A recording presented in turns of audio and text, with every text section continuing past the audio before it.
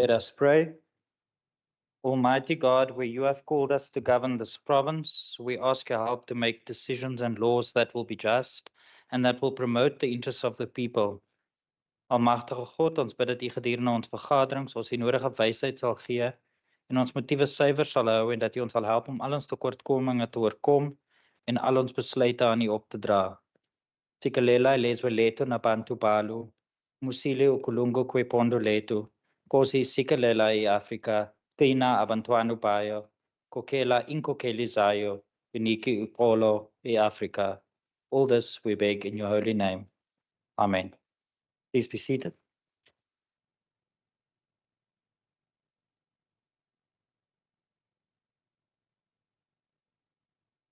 Order, honourable members. Before we proceed, I would like to remind the honourable members about some of the logistical arrangements. As has been our practice to date, honourable members will participate in the sitting of the House, both from here in the chamber with the presiding officer and the table staff and via Microsoft Teams. Our standing rules have accordingly been amended to accommodate such hybrid sittings. The quorum requirements for the sittings of the House are provided for in the Constitution and our standing rules. Honourable members, unless there is an indication of unanimous concurrence, voting will be confined to members present in the House and on the hybrid system who are entitled to cast their votes as per the ATC issued on the 11th of August 2020. Members present in the chamber and via Microsoft Teams have all the privileges and immunities imparted by law. Honourable members, if you are considered out of order by the presiding officer, we will have your microphones muted and I will call you to order. The Sergeant at Arms will record members' attendance. And honourable members, in instances where these directives do not cover a particular eventuality, the standing rules must apply.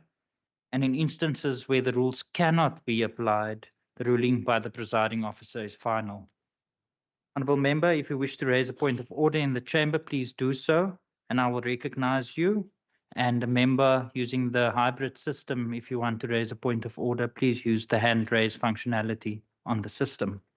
Honourable members, the media have also been granted access to this MS Teams meetings as guests of the WCPP. However, I wish to remind the members of the press that they may not use the chat room or speak or activate their cameras while the sitting is in progress.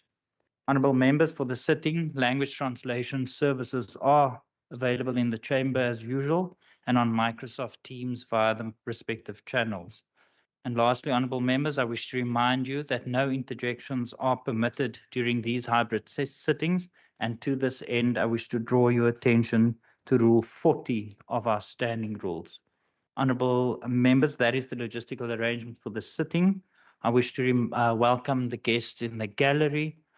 Welcome to the Western Cape Provincial Parliament, and I trust that you will enjoy the sitting today. With that being said, I recognise the Chief Whip. Thank you very much, Honourable Speaker.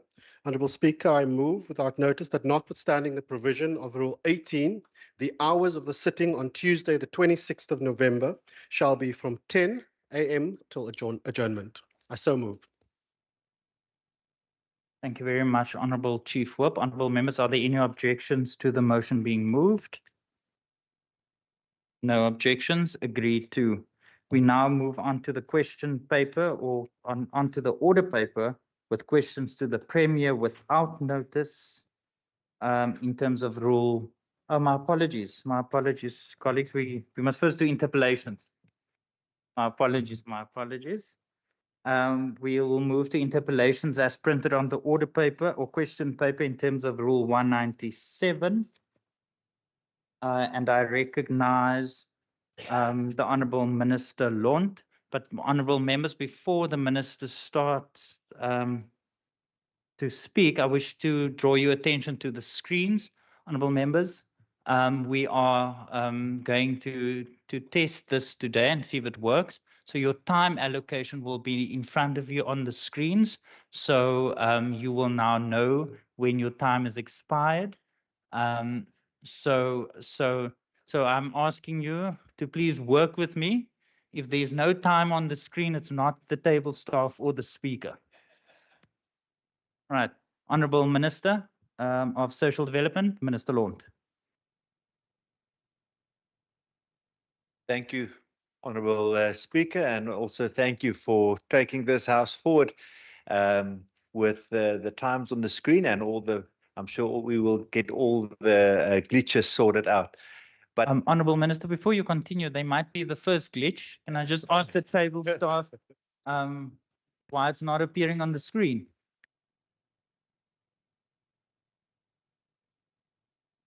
No, I don't want to start with that one and then the screen later on. I want to do it correctly. I just want to, for the record, say it did work before the sitting. I checked it.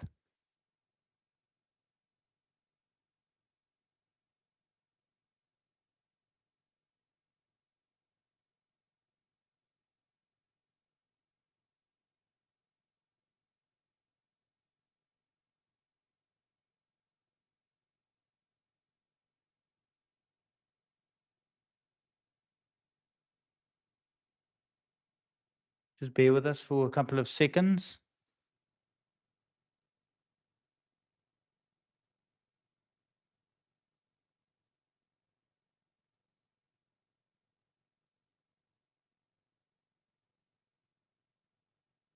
Mr. Secretary, are we winning?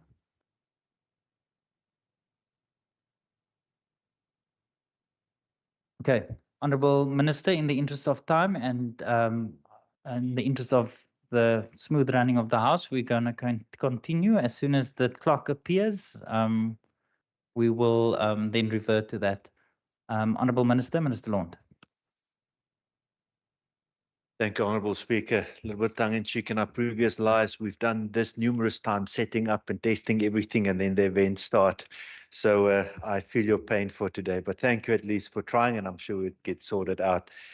To the Honourable Member Windvogel, before I get to the answer itself, there's several of the committee members have done unannounced visits, organized visits to older age facilities across the province. And I really appreciate that, because the insights that we glean from your visits help us to also improve our services to the elderly. But many of these visits that we do undertake are subjective, because we go into a facility and we get a certain look and feel in that facility. And that is why the department has rigorous monitoring and evaluation that we implement across the province, so that there's an objective tool in which we can measure how these facilities function. And why do I say that? Because I'm going to start off by saying something subjectively before I get to the objective part. I've also visited several facilities. Most recently, over the weekend in Vredendal, I visited a facility there as well. And when you walk in some of these facilities, it really gives you a bit of a concern on how our elderly is looked after. Some of these facilities, when you walk in, you are really comforted knowing that the best interests of our elderly are at the heart of those running the facilities. And I start off by saying this, because when I went to Beacon Vale, there were some definite concerns that we saw. However, the subjective feeling that I got also engaging with the board and the management is that there's a team that's willing to address the shortcomings. They acknowledge that there are faults and they say, we will correct that. And that already is a big step forward. I'm looking forward to also giving feedback to the committee, Honourable Chair, through you, Speaker Kaiser Philander, on progress on other facilities that you have flagged with us, which there's also some encouraging signs of moving forward. But on this question, the following challenges were identified: the repair of the windows and doors of the bedrooms, or some of the bedrooms, inconsistent implementation of the cleaning program, outstanding updated and improved menu, sometimes a lack of psychosocial activities for the residents, sometimes a lack of staff training on policies and the rights of older persons, lack of policies to address allegations of theft by staff as well as residents or their families, outstanding compliant fire and safety report, and the outstanding occupational health and safety certificate. Speaker, Here's a 10-page report that unfortunately I do not have the time to read in, but I will submit this to you as well as the chairperson of the committee. And then from my side, thank you so much for members in the House raising this, and also to the board that have acknowledged this and made sure that we will implement it. And from the department side, we will closely monitor, as is committed in this report, that the turnaround gets done. Thank you so much. Thank you very much, Honourable Minister. I recognize Honourable Windvogel. Thank you, Honourable Speaker. Speaker, please join me in extending a warm welcome to our valued senior guests in the House. Speaker, I also want to thank the MEC for admitting there's problems and listening to our plea when it comes to senior citizens.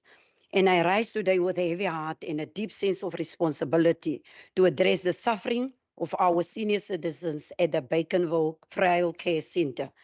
The neglect and mistreatment they have endured are unacceptable and demand urgent action. I would like to acknowledge the courageous residents of Mitchells Plain who are present today, members of various senior clubs who have stood up against this injustice. And you have mobilized, raised your voices, and demand accountability for the mistreatment of your peers. Your action, including protests and affidavits, are a powerful call for justice. And as the ANC, we are here, your cries.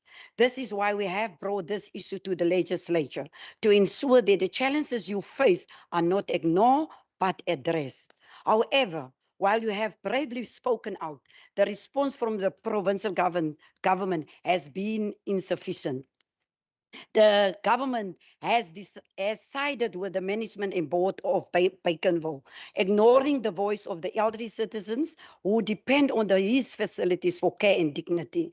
The allegations against the facility are grave and must be dealt with immediately. From malnutrition and poor hygiene to the lack of proper medical care, these are not mere complaints, but clear evidence of systematic failure. The MEC for Social Development and the department cannot afford to disregard these issues. The chairperson of the committee, who will speak after me, must not attempt to defend the facility management or board. Doing so would undermine her credibility. Instead, she must ensure that those responsible for managing Baconville are held accountable. We demand that the management and board of Baconville Frail Care Centre be summoned to appear before the committee to explain their treatment of the vulnerable residents. Furthermore, we call on the MEC to provide a full report of the oversight visit conducted by his department, including the findings, recommendations, and most importantly, the actions that will be taken to address these concerns. We want to know, did the MEC engage with the Senior Citizens Club, listen to their grievances, and acknowledge their demands? The Senior Citizens Clubs have made it clear that the board and management must step down if they cannot resolve the issues raised by the residents. The ANC, we echo this demand. Ensure that dignity and well-being of our elderly is non-negotiable. I thank you. Thank you very much, Honourable Windvogel. I recognize the Honourable Kaiser Philander. Thank you very much, Honourable Speaker. Speaker, through you, I can assure the Honourable Windvogel that the Standing Committee on Social Development do take their oversight responsibility extremely serious. Honourable Speaker, the unannounced oversight visit by the Department of Social Development to the Baconville Frail Care Centre demonstrates a proactive and responsible approach to ensuring the well-being of our most vulnerable citizens. This visit, triggered by social media allegations and public protests, underscores the department's commitment to transparency and accountability. The allegations, though serious in nature, must be carefully examined against verified findings.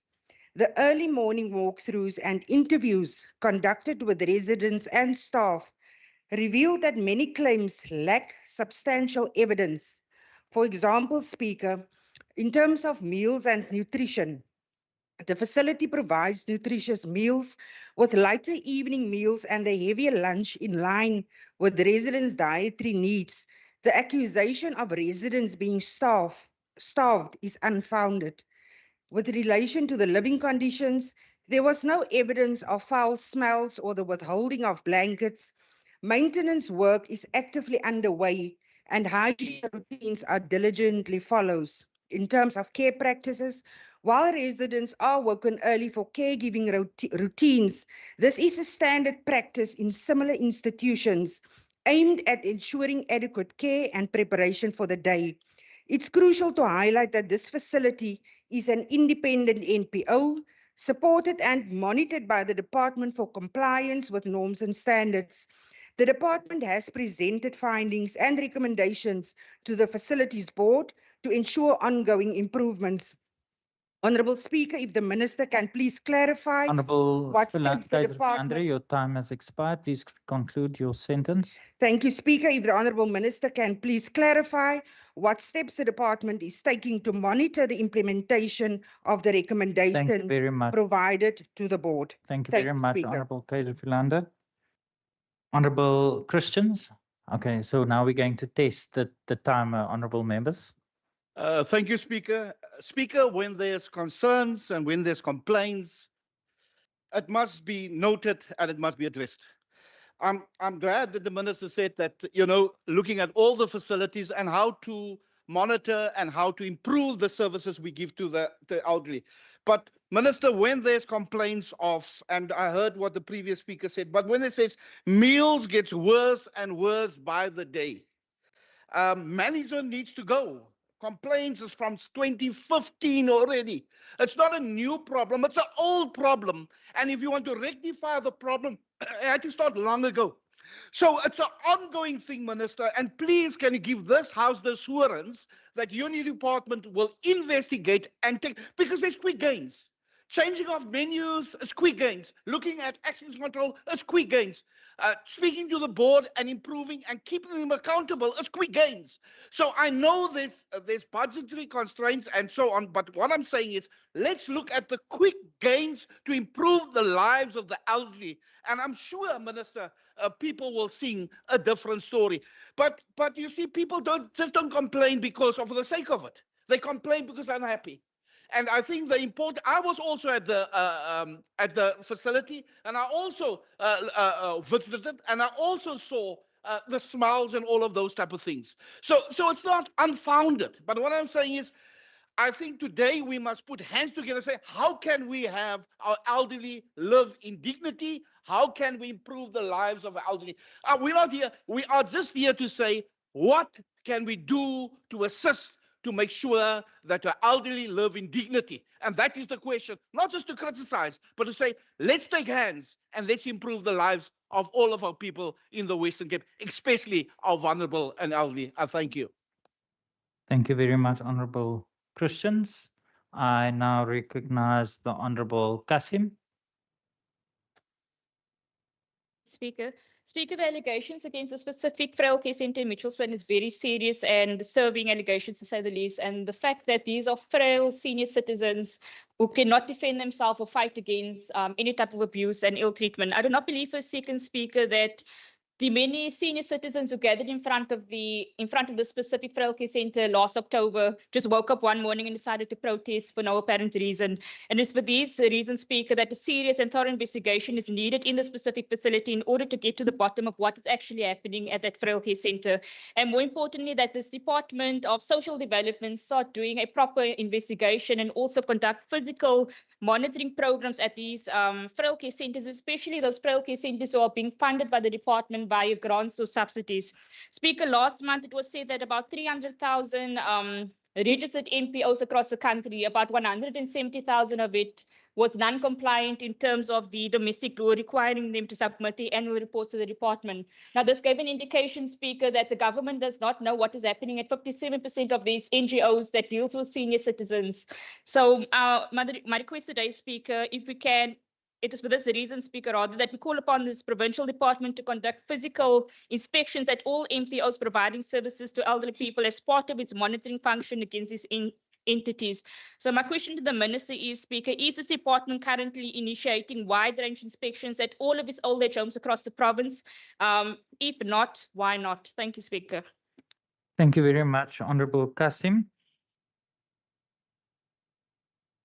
I recognize the Honorable Windvogel. Thank you, Speaker.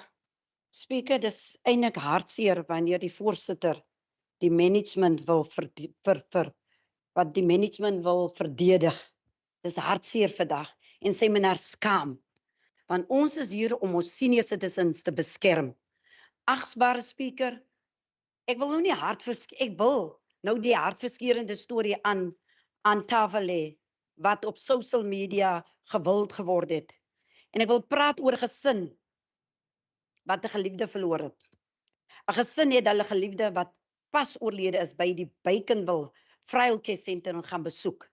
Die gesin het toe die ondenkbare ontdekking gekom. Hul oom in sy laaste ure is alleen gelaat om op 'n onwaardige manier te sterf. Die gesin het hul oom dood in sy kamer gevind sonder enige ondersteuningspersoneel teenwoordig. Toe hulle uiteindelik die personeel genader het hulle afkeer en onverskilligheid teëgekom. Hul oom wat sy hele lewe hard gewerk het, is gelaat in 'n toestand wat net as inhuman beskryf kan word. Sy liggaam was aan die bed vasgemaak met 'n lint en hy was nie behoorlik geklee nie. Dit is die ontstellende werklikheid van wat gebeur by die Baconville Provincial sentrum. En dit is onaanvaarbaar. En hul rou is die gesin nie net besig om die verlies van hul geliefde te treur nie, maar ook die onregverdigheid waarmee hy in sy laaste oomblik behandel is. Die vrou wat haar storie met ons gedeel het duidelik gemaak sy skaam oor wat in daardie fasiliteit gebeur het. Dit is nie net swak sorg nie, dit is die oortreding van menswaardigheid. Die oproep van die gesin en van al die ander wat opstaan en hulle stories deel, is duidelik, die bestuur van hierdie fasiliteit moet gaan. Dis soos die Honorable Christian gesê het, hierdie storie is nie 'n nuwe storie. Dit kom al van 2015 af aan. As hulle nie die veiligheid, die waardigheid en welstand van hierdie bewoners kan verseker nie, moet hulle verwyder word. I agree again with him. Let's take hands to protect our citizens. It's unacceptable dat ons senior burgers so behandel. Ons moet 'n government wees wat omgee en dis ons verantwoordelikheid om hulle te beskerm. En daarom sê ek vir dankie, Speaker.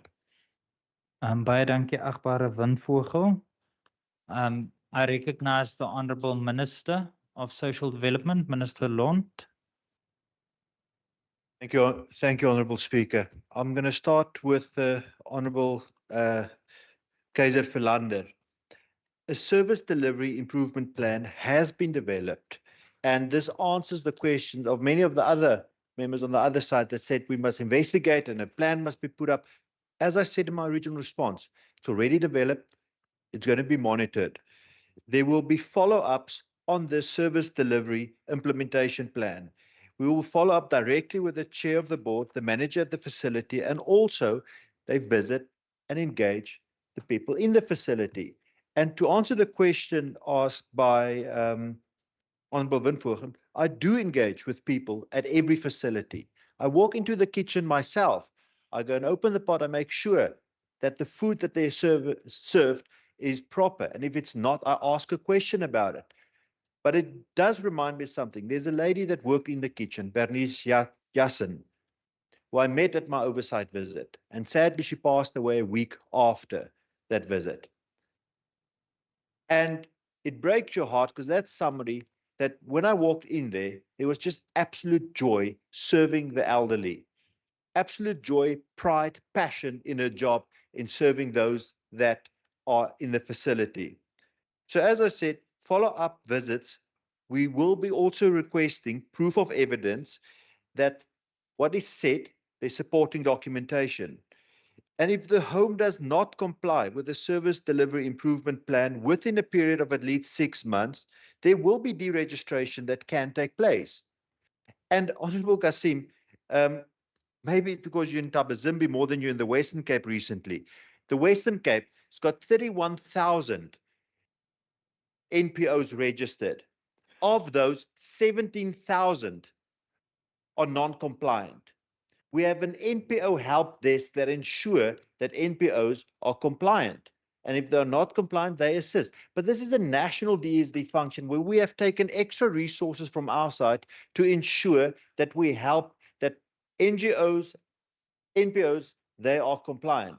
So once you get back from Tabazimbi, you can come and reinvest your time into the Western Cape and make sure that we speak truth, because Point of order, unfortunately you're Speaker. missing that at the moment. Point of order. So, Honourable Point of Christians, order. Honourable Minister, order members. Honourable Minister, please take your seat. Is there a point of order? Yes, Speaker, there's a point of order. It's Member Nkondlo. Honourable Nkondlo, can I just remind you, if you want to raise a point of order on the hybrid system, that you do so by using the raise hand functionality, and then I will recognize you. What is your point of order? My apologies, Honourable Speaker. I just want to check, is it parliamentary for Minister to keep on being personal to the member instead of answering the question? Where does Tabazimbi get into the response to a question that a member is asked? That is actually highly disrespectful to be allowed, as if it is normal, Speaker. Thank you very much, Honourable Nkondlo. Honourable Minister, you can continue. That is not a point of order. Speaker, you're correct. That's not a point of order, but I'm also glad the members from, I think from Mitchell Spain, you were welcomed earlier to the House and you were not in yet, but welcome to the House. And I think you will also be able to follow what happened in the debate up to this point. But just to quickly recap, I've only got a minute. There's a 10-page service delivery improvement plan around Beacon Vale. That plan, I will make sure it's submitted to the chairperson of the Western Cape Standing Committee on Social Development. I'll also make sure that the Speaker of the House has this, and we will make sure that this service delivery improvement plan is monitored. And as I said right at the beginning, it's good to see when you go into a facility, sometimes people deny that things are not going right in the facility. But other times you get people that say, listen, there's things that can improve. And I found that in the management that we've engaged there. So thank you for joining us in Parliament today. I hope you enjoy the rest of the day. Here's the commitment from my department so that we will make sure that within the finite budget, the limited resources we have, we do the best possible services to those. Thank you so much. Thank you very much, Honourable Minister. Honourable members, that brings us to the end of interpellation 1. We move on to interpellation 2. I just want to welcome the guests in the gallery. Honourable members, I also want to draw your attention that you cannot engage members on the gallery and because it's unparliamentary for that reaction from the gallery. So you are more than welcome, but I wish to remind the members of the gallery to also not participate in the proceedings of the sitting. I recognize the Honourable Minister, Minister Bredell. Thank you, Honourable Speaker, and thank you to the Honourable Stoffels for the interpellation. The answer to the interpellation, die senior bestuurspan in die departement het 5 keer tussen April 2024 en November 2024 vergader. Weens bedryfsvereistes soos die bestuur van rampe in die Weskus en die tuin distriksroete is vergaderings minder gereeld gehou. 4 van die 5 vergaderings is tussen die departementshoof en die hoofdirekteure gehou. Op hul beurt het die hoofdirekteure ingevolge hul eie ooreengekome skedules met die senior bestuurspanne vergader. Die departement sal voortgaan om seker te maak dat vergaderings onderworpe aan bedryfsvereistes tussen die bestuursdepartementshoof en die hoofdirekteure geprioritiseer word. Daarbenewens sal ander personeellede wat direk aan die departementshoof rapporteer steeds genooi word na vergaderings oor items wat met hul portefeuilles verband hou, soos koöperatiewe dienste, finansies en beplanning. Honourable Speaker, net so sal die direkteure voortgaan om gereeld met die senior bestuurspanne te vergader om kwessies te bespreek wat met hul portefeuilles verband hou, as ook terugvoering van die vergaderings tussen die departementshoof en die hoofdirekteure te gee. Om te verseker dat die kwessies wat gelig is gedurende vergaderings tussen die departementshoof en die hoofdirekteure oorgedra word na die vergaderings tussen die hoofdirekteur en hul senior bestuurspanne, is alle hoofdirekteure opdrag gegee om sodanige terugvoering as 'n standaard item op hulle agendas te plaas. Dankie. Baie dankie, agbare minister. I recognize the Honorable Stoffel. Thank you, Speaker. Speaker, as the African National Congress, we note and welcome the release of the first South African National Gender-Based Violence Study 2022, a baseline survey on victimization and perpetration, which was released earlier this week by the National Government and Human Science Research Council. The findings of this study are alarming, revealing the scale of violence faced women in South Africa, with nearly 8 million women having experienced physical and sexual violence in their lifetime. Honorable Speaker, the statistics from the study are not just numbers. They represent a live reality of 4,000 of female employees in the Western Cape government. If it's not a female official in the Department of Mobility suffering under the sexual perpetrator who is her boss, it is the CFO in the Department of Local Government suffering secondary victimization at the hands of the HOD, who face ongoing allegations of sexual harassment. The situation is even more concerning when we consider the impact it has on the functioning of the department. During the last standing committee meeting on local government, it has evident that the unresolved sexual harassment case against the HOD is now affecting service delivery in the department. Despite the standard expectation, the senior management team meet at least once per quarter. These meetings in the Department of Local Government are not taking place. The sole explanation of this appears to be the HOD reluctance to confront the consequences of his action, resulting in a failure to convene SMT meetings. Speaker, is deeply disappointing that despite knowing about this situation in its impact on service delivery, MEC Bradell have failed to take appropriate action. This is a textbook case of abdication of duty, and it is not acceptable. As the political head of the department, the MEC have a responsibility to provide leadership, especially in matters of women's rights and sexual harassment. He must start by conducting an internal investigation into the allegation against the HOD. Why was not internal investigation MEC conducted when the matter was reported to you? Secondly, what step has been taken to assure that SMT meetings are convened on a regular basis? I thank you, Speaker. Thank you very much, Honorable Stoffel. I recognize the Honorable Bryant. Thank you very much, Speaker. Speaker, I think Honorable Bryant, please take your seat. Yeah. Honorable Stoffel, is that a point of order? Speaker, I'm being intimidated by the Premier. Honorable members, I note your comment. You are protected in the House. I recognize Honorable Thank you, Speaker. Masipa. Is that a point of order? Honorable Speaker, I just want to state that heckling is allowed in the House. Thank you, Speaker. That is not a point of order. That is a rule. So I will recognize the Honorable Bryant. Thank you very much, Speaker. Speaker, I think we were all a little bit perplexed when we saw this question on the order paper as an interpellation, because it seemed like a very strange interpellation in the context of what we've had up until now. But it makes sense now, hearing from Member Stoffel, that this was an attempt to get another question in through the back door, so to speak. But we have discussed this question ad nauseum at our previous portfolio standing committee meeting, where answers were given to the member and to other members who were present by Minister Bradell that indeed an investigation is underway and that there have been previous undertakings to address this matter. And I'm sure the minister will expand on those when he has the opportunity to do so. But Speaker, it really is a case of misleading the House to say that no investigation is underway, as Member Stoffel has said, because that is not the truth. But Speaker, if we are going to talk about meetings, and I see my time. I've got 45 seconds left.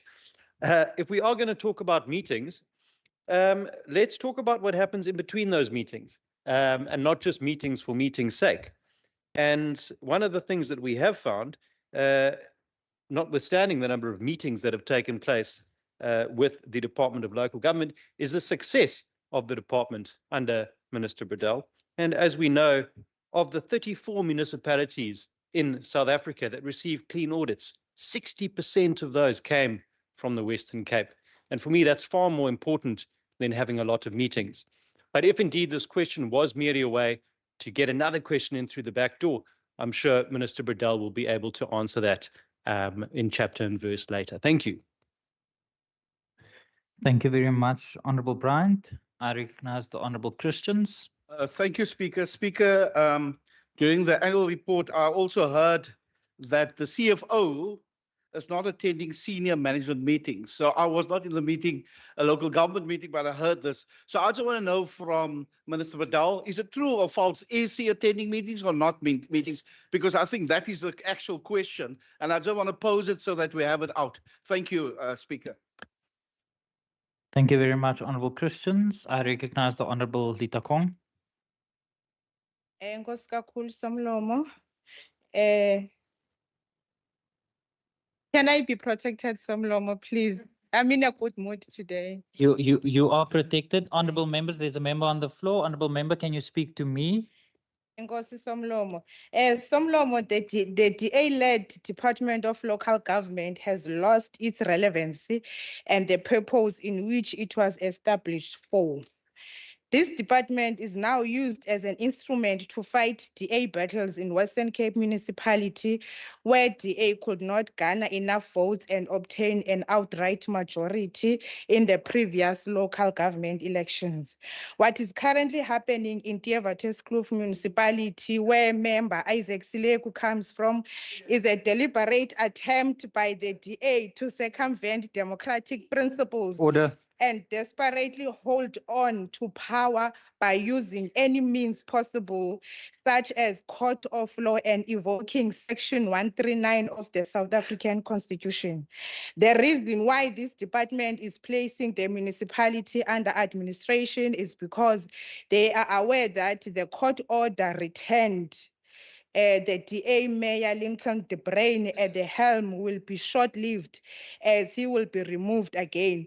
However, since the Democratic Alliance is not so democratic after all, they will not stand or allow this democratic process to unfold.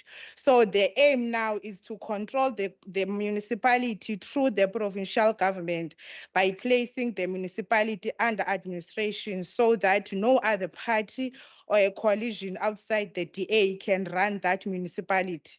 The situation is so unfortunate, but you are disturbing me. The situation is unfortunate, but is exactly what happens when you're dealing with the dictators and the power mongers. I thank you, Speaker. Thank you very much, Honourable Lita Kong. I recognize the Honourable Stoffel. Order members. Honourable Stoffel. Thank you, Speaker. Speaker, with disappointment, I can't agree today with MEC Bradell, as well the chairperson of the committee, in terms of the data, because we requested as a committee the data where that meetings was being take place and who was in the meeting, and that data we're still waiting for it. So I don't believe what is being said by the chairperson, and I disagree with him because we are in one committee. Speaker, in just 3 days, our country will kick off with 16 days of activism for the non-violence against women and children, a critical campaign aimed at raising awareness and combating gender-based violence. It is with great disappointment, however, I must highlight a disturbing and recurring pattern of negligence and complicity with the DA-led administration under the Premier Windi, particularly in addressing serious allegations of sexual harassment and GBV involving senior officials. This failure to act is betrayal to women of this province.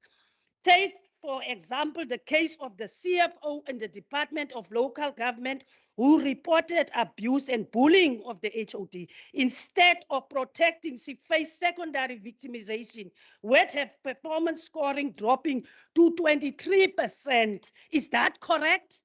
With no justifiable reasons.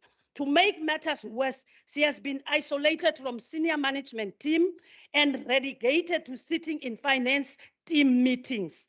Speaker, how can this department functioning in the CFO and HOD cannot sit in the same room to discuss crucial departmental matters like finance and programming expenditures? Despite multiple attempts by the CFO, she raised the matter to Premier Windy, former MEC Fernandez, and MEC Predial. No meaningful intervention have been made. This, Honorable Speaker, so that the DA-led administration is soft on sexual harassment and GBV, effectively sweeping the case under the rug. The lack of leadership is unacceptable. The Speaker, the MEC and Premier do not have the luxury to choose whether they intervene such in this serious matter. This is the duty and responsibility to intervene, please. Speaker, these incidents of bullying and harassment are intolerable. The committee chair must urgently call the Premier, MEC Predel, and DG Miller to account for the mishandling of the case. Your time has expired. Please take your seat. Thank you, Chair. Honorable Stoffel and honorable members, I didn't want to interrupt because it's the first interpellation of this nature. Honorable members, I want to draw your attention to relevance on the questions that you posed. And I've listened very carefully to your responses. The interpellation speaks to meetings and whether or not it took place. The substance of that contribution leads to something else. So I will revert to Hansard and I will, based on the question in front of the House for interpellation, will then adjudicate on that submission and come back to the House. Honourable Minister, with that being said, can I please ask you to respond to the interpellation on the order paper? Thank you. Thank you, Honourable Deputy Speaker, Honourable Deputy Speaker. But there's certain things that also we can't just let it hang. Obviously, the study that's been referred to by the member Stoffels is worrying for all of us. Order. Order, members.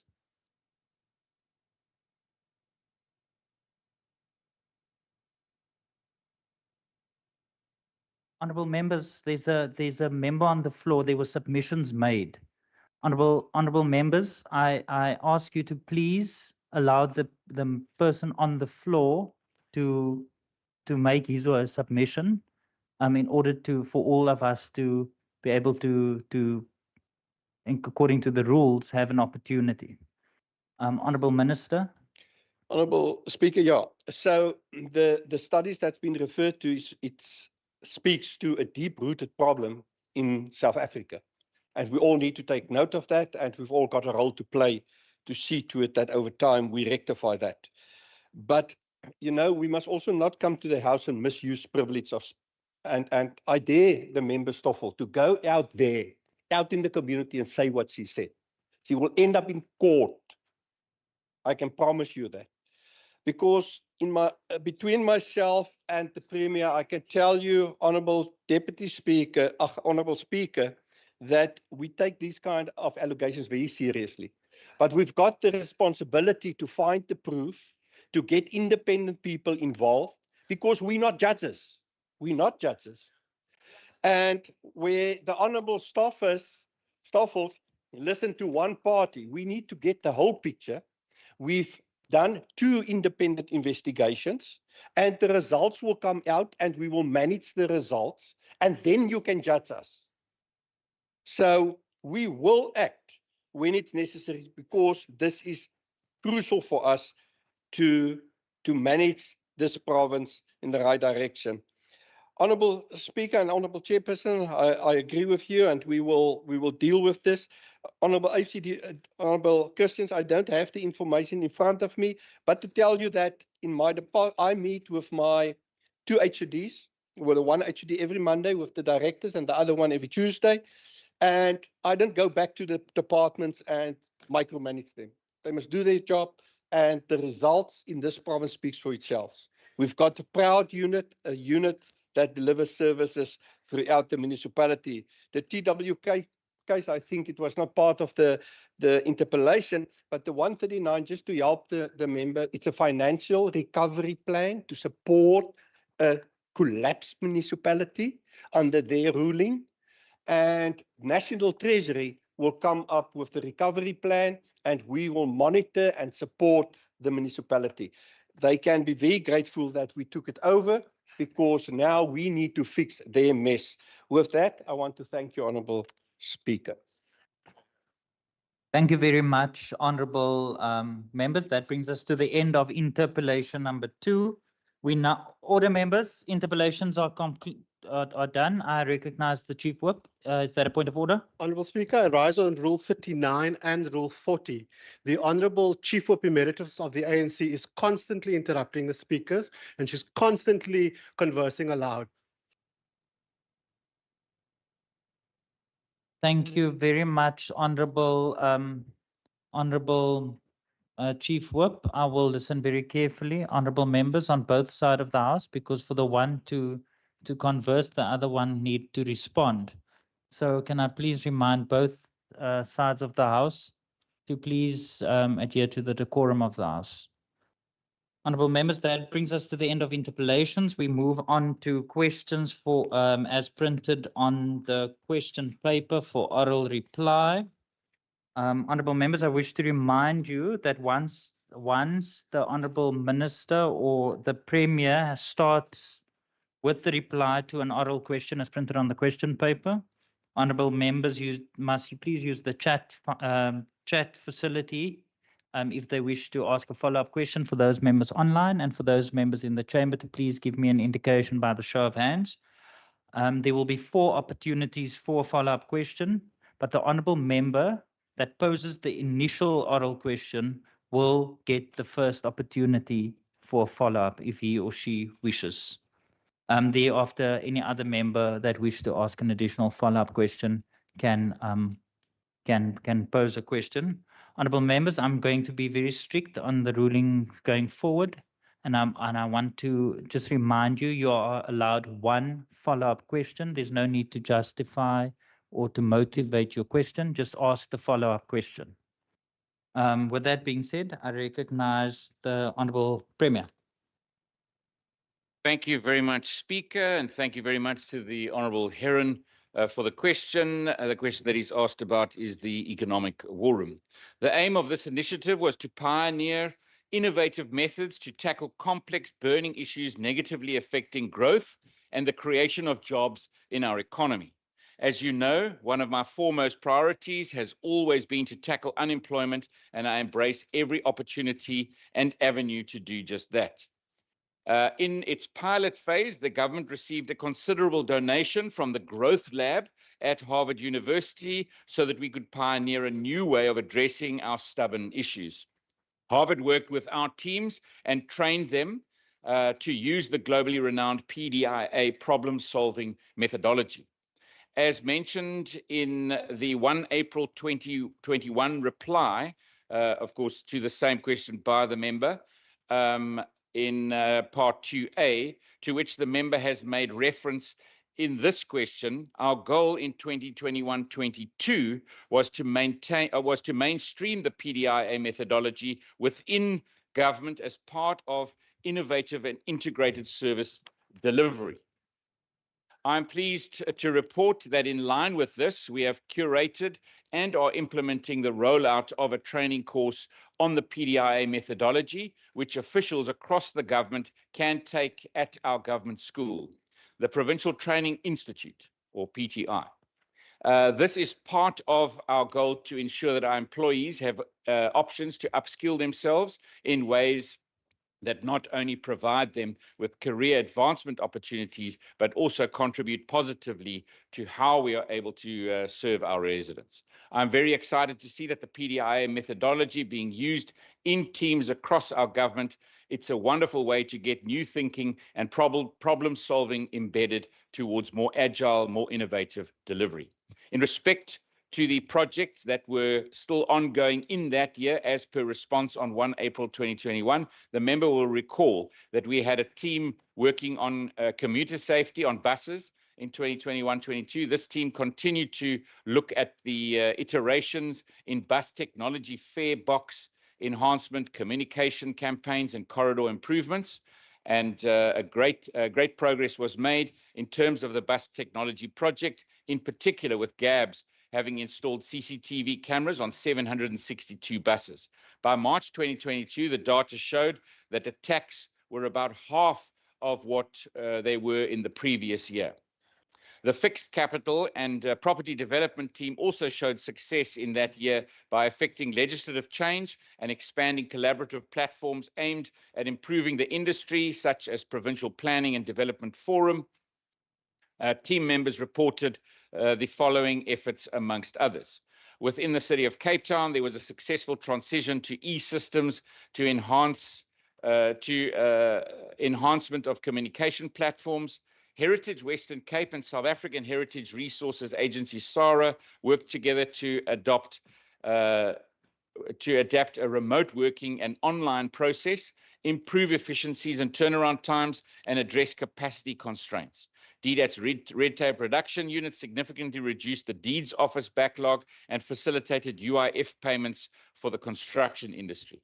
The Department of Environmental Affairs and Development Planning promoted the synchronization of and integration of approval processes.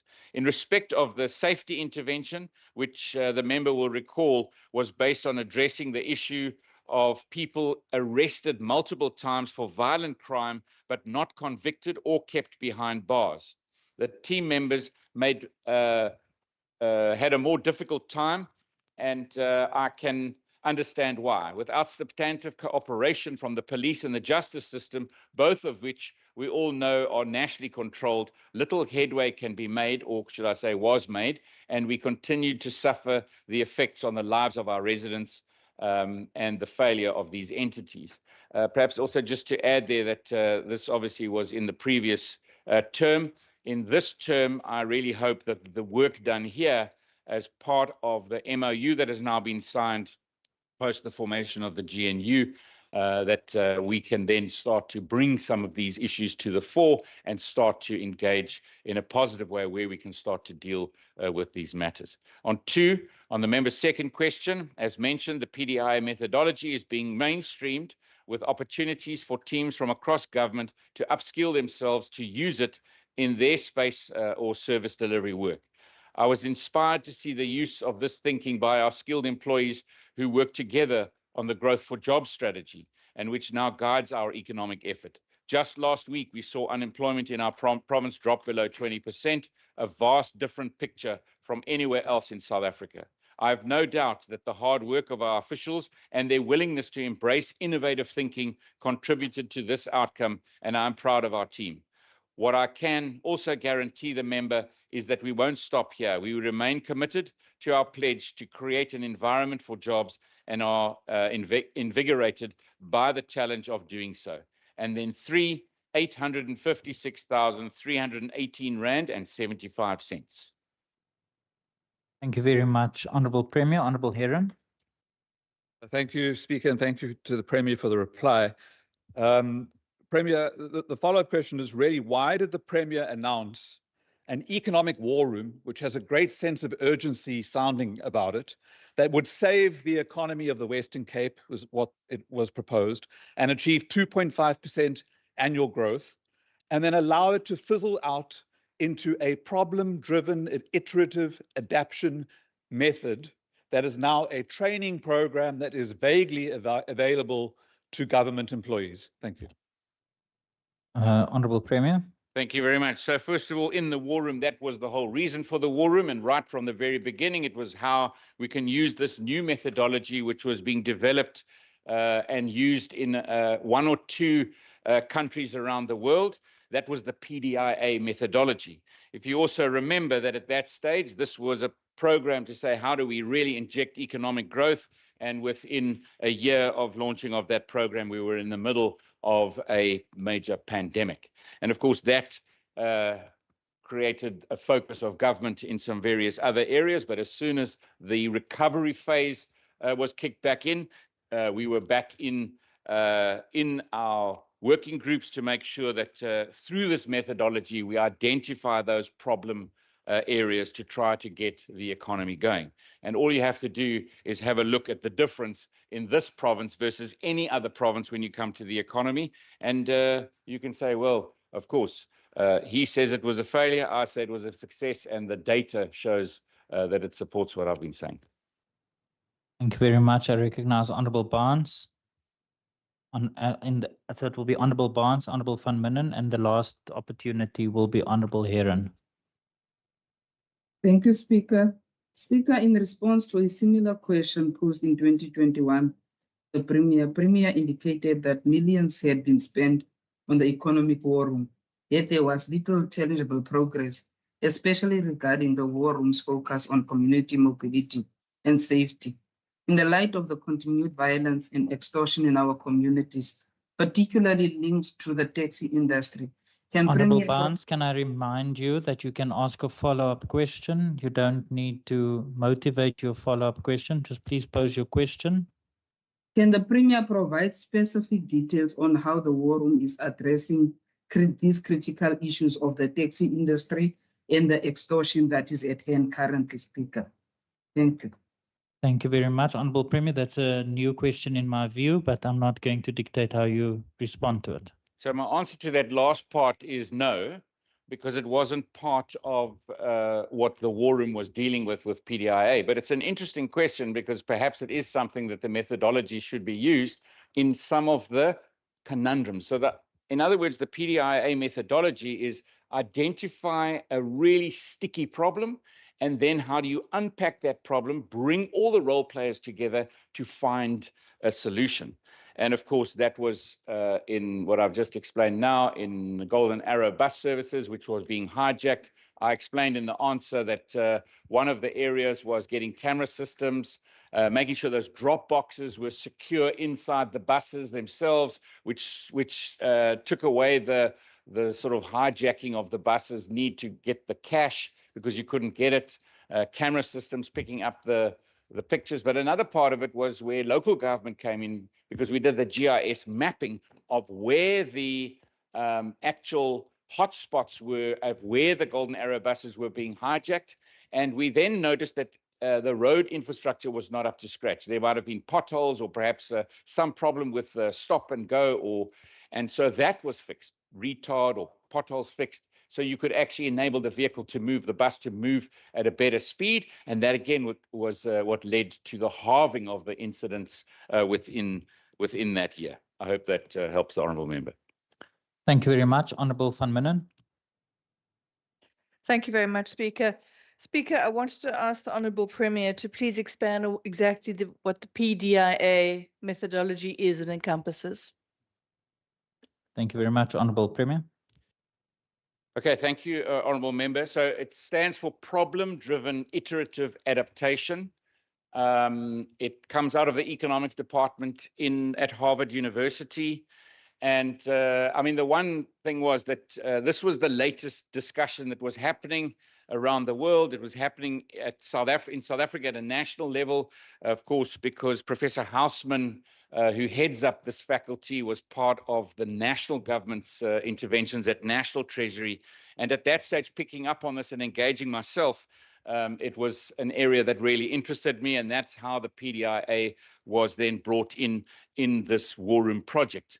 The interesting thing for me specifically, and maybe two, the first is that it was amazing to go to the report backs and actually see a single presentation on a conundrum, be it the buses or be it mobility issues or whatever it was. And you would see a single presentation to the city, to the province, to whoever were the authorizers in that process. And in that presentation, the presenter would be from the city. Then they would hand over to someone from an entity. Then they would hand over to a national government person, then to a provincial government person. It was amazing how the conundrum, which says we must bring all role players together and actually get them to find that solution. And there was like almost a seamless working together. So it was really, that for me was just stood out immediately, that you found officials working across government spheres. And then perhaps the last point around PDIA itself and the war room was that so far, I must just double check, this was as of last year, but we were the first government then to take it out of that space. And it was driven, I think, by innovation to bring it internally into our government, but also driven on costs. We didn't want to enter into long, expensive agreements with Harvard. We got the methodology, we got the training in it. We said, let's embed it in our government. And at that stage, we were the first government that started to embed it internally in our departments. Thank you very much, Honourable Heron. Thank you, Speaker, and thank you, Premier. Given that, if I understood the Premier correctly, he said that the PDIA and the economic war room was disrupted by the pandemic. Post-pandemic, have we used the PDIA and the economic war room to drive economic growth within our government, and where? So as I said in the reply, so first of all, yes. And as I said in the reply, it played a major role in the Growth for Jobs strategy, because we drew on those learnings and we used it to identify areas that we needed to focus on to get our 1 trillion rand economy going. And so it was key in driving the Growth for Jobs strategy. And now it is part of our own training program, and it can be used across any department.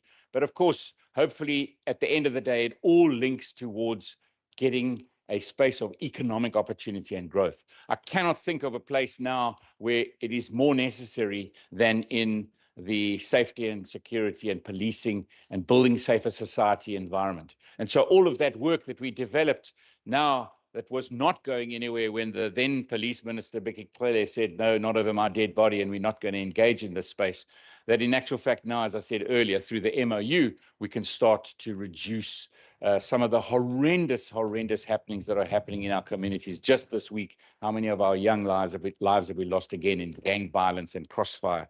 And so I really look forward to now embedding that through the MOU, and again, drawing from that work and feeding it in to opportunities to build our economy and jobs. And we can build a safer society. Again, you just lift it to the next level of opportunity.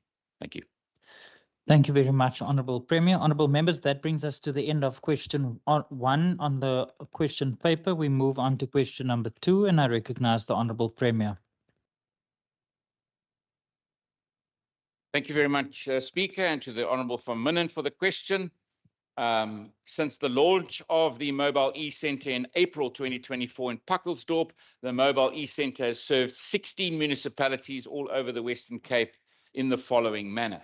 First of all, regular Mobile E-Centre visits. These are the community outreach visits. Secondly, it was used in the disaster management assistance during the during the disaster in George with the collapse of that building.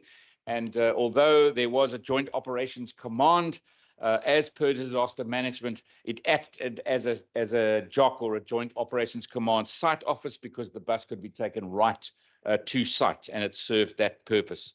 It was also then used in Tusong outreach programs, municipal outreaches, including youth outreaches across all regions in the province, but primarily where areas do not have the fixed e-centres. That's what the Mobile E-Centre is about. So a lot of work done in the Karoo.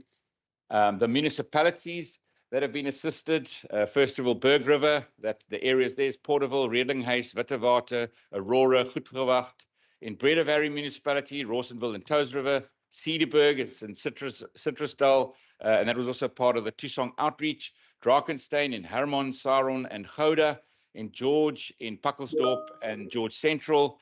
That obviously refers to the collapsed building.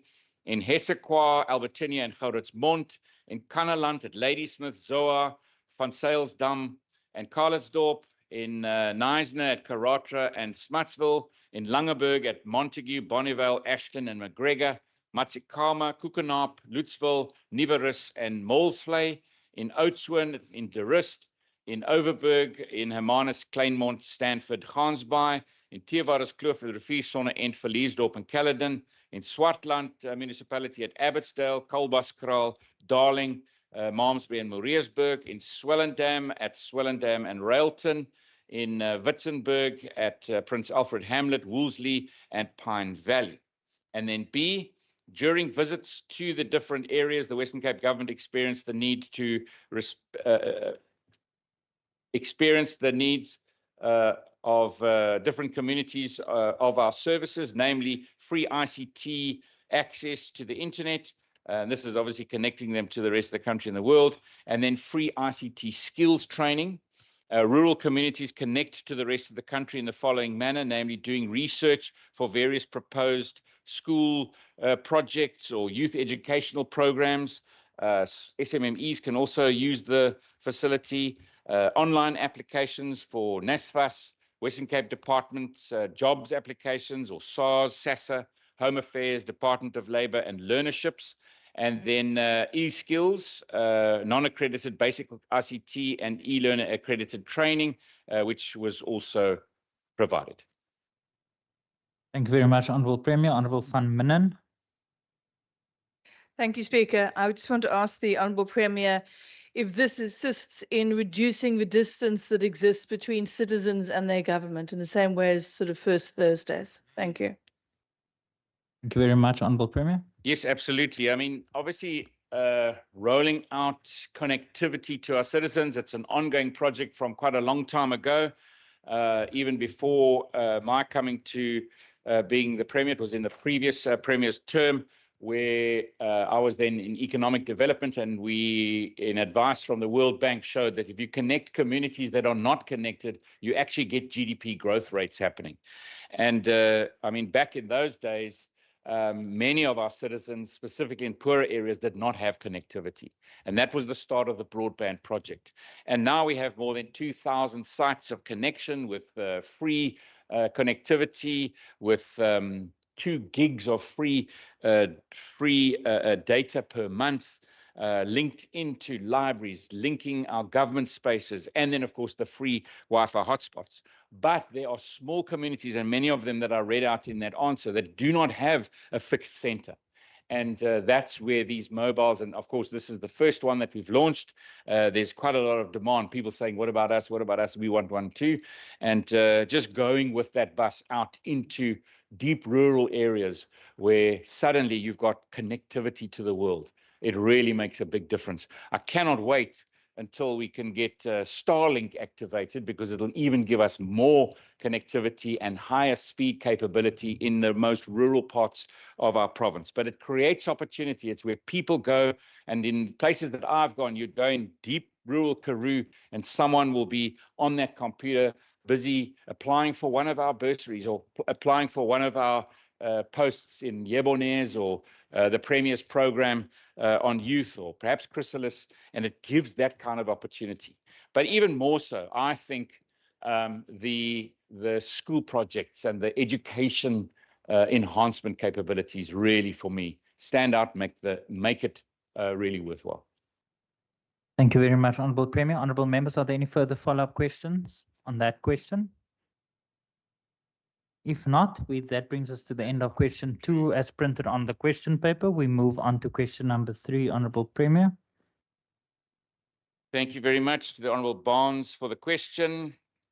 As the question does not specify the municipality in which the former MMC in question served, I must just assume that the question refers to the very serious charges brought against the former MMC of Human Settlements in the city of Cape Town, Mr. Malusi Boy. I also note that the municipal manager and the mayor played an important role in making sure that the charges were laid, the investigations were started, and that as soon as those allegations and charges were laid, the mayor immediately removed the MMC from office. The charges against Mr. Boy have not been discussed within the provincial cabinet because he was a municipal public representative and not a provincial representative. The remainder of your question is therefore not applicable. Thank you very much. I recognize the Honorable Barnes, Honorable Van Minnen, in that order. Thank you, Speaker, and thank you to the Premier as well for assuming correct on general knowledge. Speaker, I want to check why has the Premier and his government not utilized then the full powers afforded by Section 106 of Municipal System Act to initiate an investigation into the city of Cape Town? And what specific obstacles or concerns have prevented the provincial government from taking this necessary step to ensure accountability and transparency? Thank you, Speaker. Thank you very much, Honourable Member. Honourable Premier, before you respond, I wish to remind Honourable Members you are allowed one follow-up question as per the rules of the House. Honourable Members, I ask you to please work with me. You cannot knowingly have one follow-up question, put in another question just for the sake of having it on the record. I'm going to be strict on that going forward, and I will rule accordingly. Honourable Premier. Thank you very much. I think it was not necessary. The mayor had taken action, and we know that that the Hawks and the South African Police Service and the Special Investigation Units are busy and they're investigating. Thank you very much, Honourable Van Minnen. Thank you, Speaker. I want to ask the Honourable Premier, what mechanisms does the Western Cape government have to in fact monitor corruption at local government level? Thank you very much, Honourable Premier. So, of course, we do have the Minister and the Department of Local Government, and we do have an oversight role from a provincial government point of view. But relating specifically to this question, you know, what other role would we play in the instance of this case? It was not as if I would just ignore what was happening. I mean, we saw it. We saw a dismissal of an official because of very serious allegations and charges. And of course, we've seen between then and now, you know, the allegations and the information is now surfacing because it's now in the court of law. But what I did do, not by cabinet, but what I did do as the Premier, is on the 6th of April, I wrote to the Western Cape Commissioner of the South African Police Service, Lieutenant General Patekile, and in that letter, I noted that the Minister of Infrastructure had issued the instructions to review all documents that may pose any concern with regard to human settlement contractors. More importantly, I pledged my and my government's full support to any investigation of the SAPs into any of the companies which had been implicated in the investigation into the Boy matter or any other criminal matter. I pledged to proactively make any necessary documentation available and to assist the SAPs with this investigation wherever possible. To my knowledge, my office has not received any response to that letter. Then on the 20th of July, 2023, I wrote to Advocate Batoy, the National Director of Public Prosecutions at the National Prosecuting Authority. In that letter, I urged the NPA to take swift and decisive action to root out any companies companies named or associated with those implicated by the Zondo Commission, and to ensure that the said companies do not do business with the Western Cape government or any other government while under suspicion of any form of corruption. To my knowledge, my office has not received any response to that letter. And then lastly, on the 20th of July, 2023, the same day, I also wrote to the then National Minister of Justice and Correctional Services, Minister Lamola. In that letter, I made the same requests of the Justice Ministry that I'd made of the NPA to root out corruption and to ensure that dubious companies could not do business with the state. While I believe Minister Lamola's office acknowledged receipt of that message, to my knowledge, my office has not received any further correspondence or response to that letter. This government is taking every step to be transparent and accountable, and we need to make sure that when this does happen, we all play our part in making sure that corruption gets dealt with decisively. It is a cancer across our country and our system, and we have to deal with it decisively. Thank you very much, Honourable Premier. I recognize the Honourable Barnes.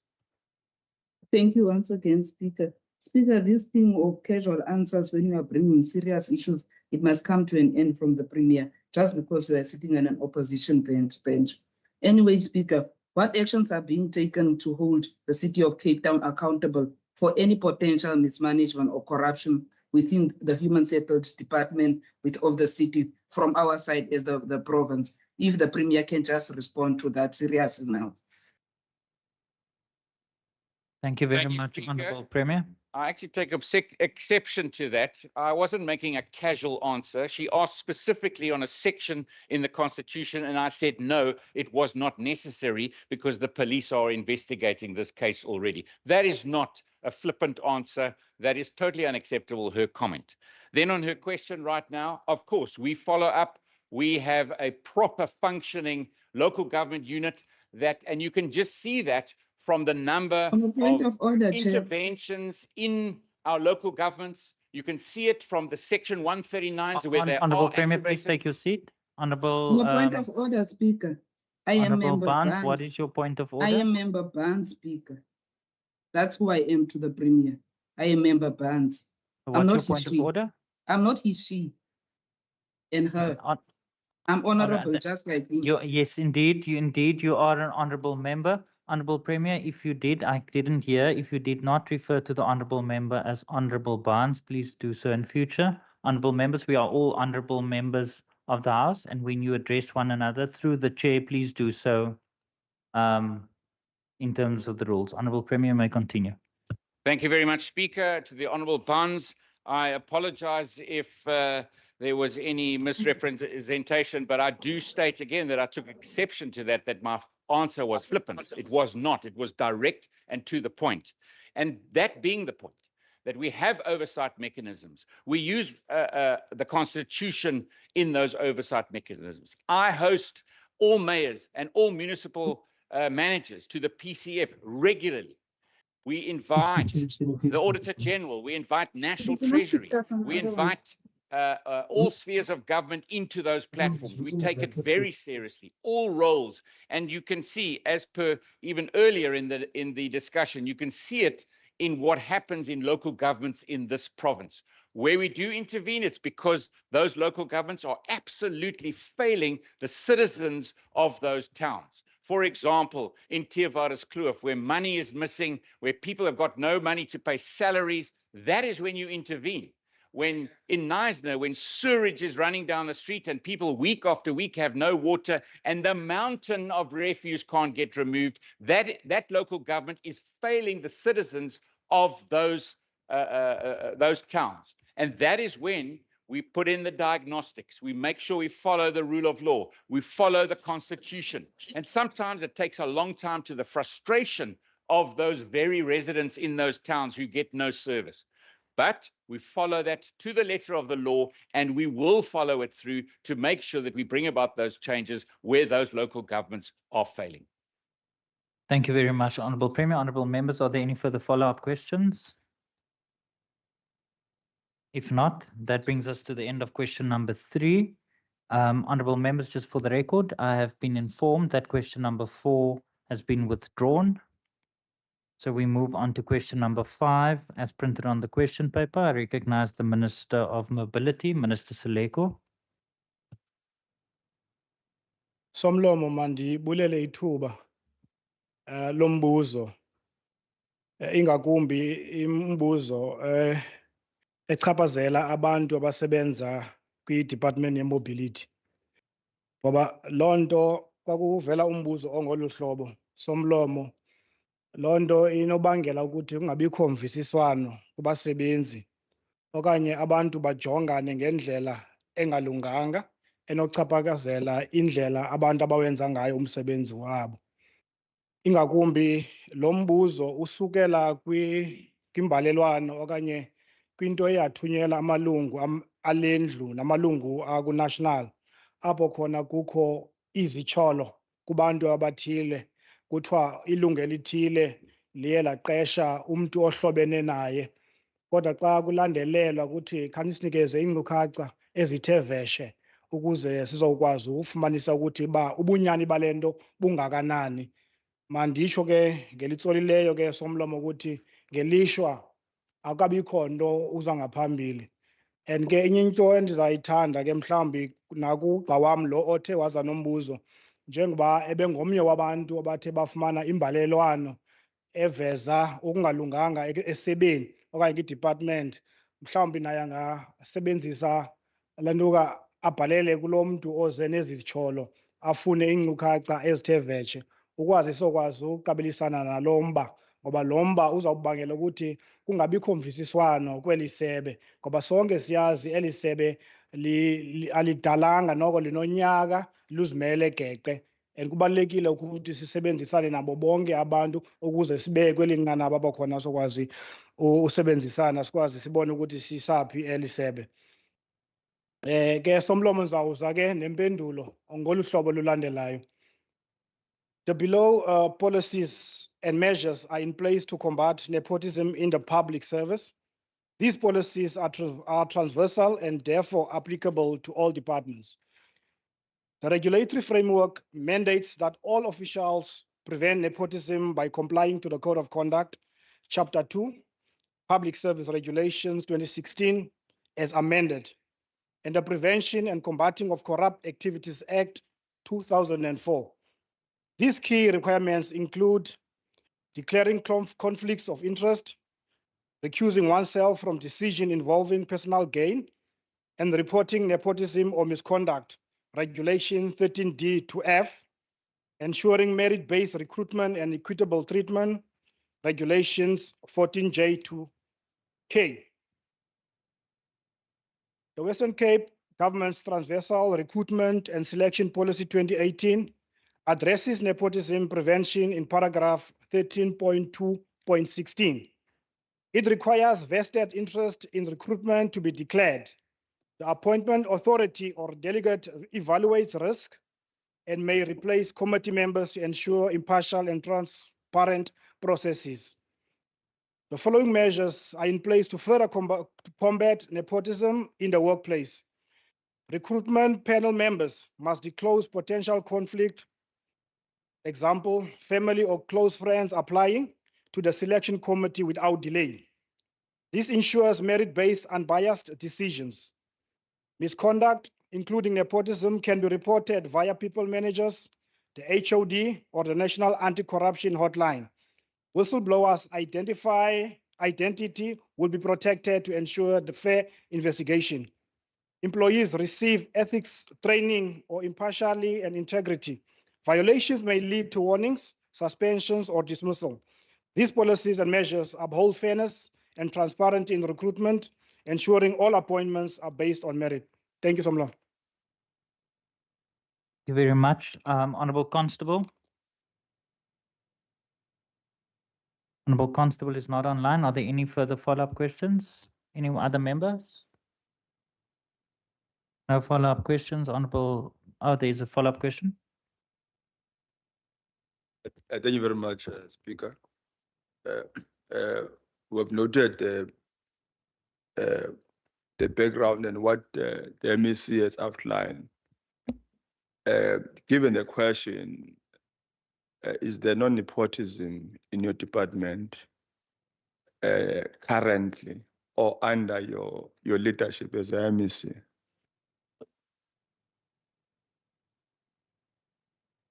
Bandiphendule ke member Ncenzu ndithi ngokwenyani akukabikho nto eze kum ethi khona amalungu abantu akhoyo kwicandelo lam ngaphandle nje kwezi zityholo siye sasifumana. Enkosi.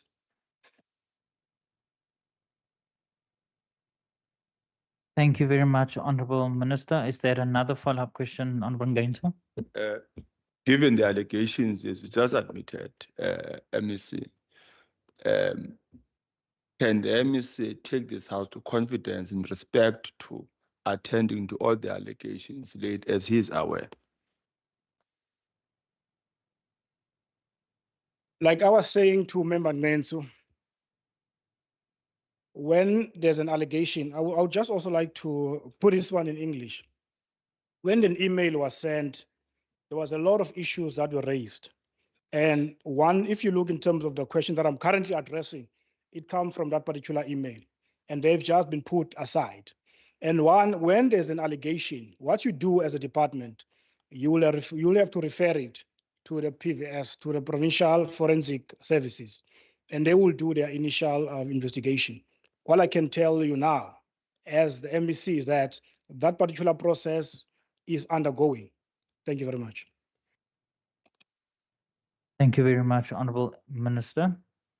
Honourable members, are there any further follow-up questions? If not, that brings us to the end of question number 5 on the question paper. We move on to question number 6, and I recognize the Minister of Mobility, Minister Seleko. Baie dankie, Speaker. Ek is net teleurgestel dat my vriend en collega van Beaufort nou nie teenwoordig is om hierdie vraag se antwoorde te kan hoor nie. Maar dan ek sal maar voortgaan met die antwoord. On the 31st of January 2024, the former HOD of the head of department received an anonymous email from a Gmail account alleging of relations between officials and the company in question. On receipt of this email, the former HOD duly referred the matter to the Provincial Forensic Services Unit for review and investigation. The Provincial Forensic Services Unit within the Department of the Premier Corporate Assurance deals with cases and or suspicions of fraud, theft, and corruption affecting the Western Cape government. Therefore, my department does not undertake investigations into suspected fraud or corruption. Speaker, now let me go back to the chronological order of this particular matter. On the 1st of February 2024, the Provincial Forensic Services Unit responded to the anonymous email account requesting additional information. The Provincial Forensic Services Unit felt that the information provided was largely general in nature and therefore required additional information to undertake a proper and thorough investigation into the allegations. Ongelukkig het dit nie die addisionele inligting ontvang soos versoek nie. Op die 17de Oktober 2024 is 'n ander e-pos ontvang, maar vanaf 'n ander anonieme e-posadres. Hierdie e-pos het soortgelyke inhoud gehad, maar met bykomende inligting. In response to this, Provincial Forensic Services Unit requested additional information, but to date, this has not been received. On the 19th of November 2024, Provincial Forensic Services Unit sent a follow-up email to both anonymous accounts requesting the additional information with a deadline of 26 November 2024, which is next week Tuesday. Want op hierdie stadium kan hulle nie vorentoe beweeg nie. As such, they have only conducted a desktop study of the limited information provided, and the way forward will be determined by whether they receive the requested information or not. Speaker, I wish to emphasize that the Western Cape government maintains an unwavering zero tolerance for corruption or any unbecoming activities. I am resolute in embedding this principle in all our departmental operations. With that said, it is imperative that when serious allegations of this nature are brought to the fore, whistleblowers must cooperate with the investigators. At this stage, the Provincial Forensic Services Unit is struggling to get cooperation from the whistleblower in relation to the requested additional information. It would be appreciated if the honourable member who raised the question or any other person or honourable member could come forward with this information to put this matter to bed. In the absence of such evidence, we risk descending into baseless witch hunts, which could destabilize and demoralize organizational cohesiveness while undermining our integrity. Baie dankie. Thank you very much, Honourable Minister. I recognize the Honourable Petrus. Na die achtbare lid is by die hospitaal. No, geen probleem. I note the apology for Honourable Constable. Honourable members, are there any follow-up questions to the Minister? Honourable Petrus. Dankie, Speaker. Ek wil net deur u verneem na die minister toe. Wat is die inligting wat verlang word. Honourable Minister.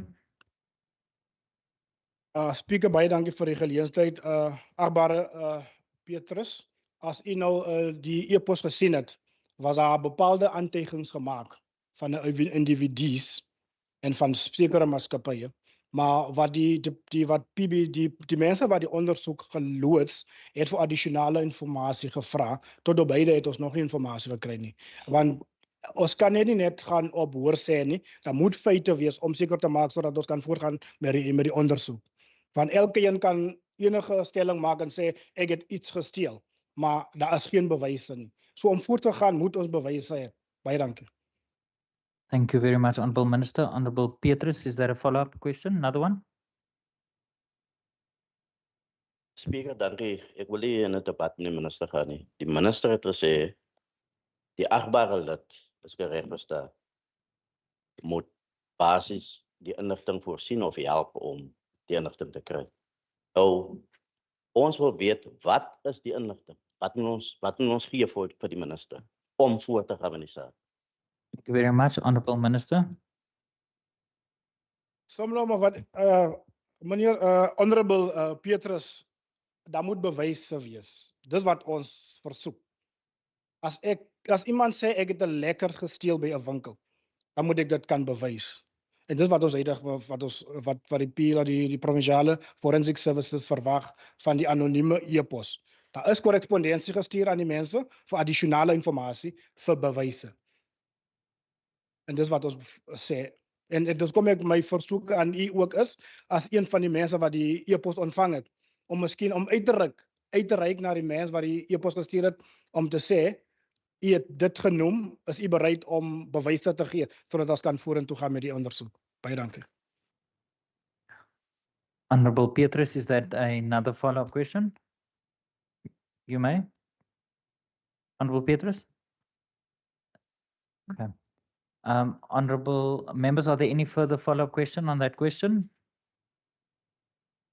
If not, that brings us to the end of question number 6 as printed on the question paper for oral reply. We move on to question number 7, and I recognize the Honourable Minister Bredell. Thank you, Honourable Speaker, and thank you to Honourable Heron for the question. The first part, the state law advisors within the Department of the Premier have agreed with the Department's recommendation that the application be opposed. The second part of the question, a recommendation to intervene in another sphere of government will only be made if the relevant result of an intervention have been met. The third part, A, the political and administrative instability appear to be the main causes behind the issues being experienced. B, on the 16th of April 2024, a notice of intention to intervene in terms of Section 139(1)(a) of the Constitution of the Republic of South Africa in 1996, the Constitution, was issued to the Knysna municipality. The intention notice, as there were reasonable grounds to believe that the municipality cannot or is not willing to fulfilling certain executive obligations. This notice was intended to afford the municipality, together with the municipal council, the opportunity to consider the content hereof and revert to the provincial executive via my office on why the proposed intervention should not be initiated in line of Section 139(1)(a) of the Constitution. Following the 139(1) intervention notice and the exchange of various correspondence between the municipality and myself, I considered both the responses presented and the current situation, including the significant risk posed to both the environment and the community.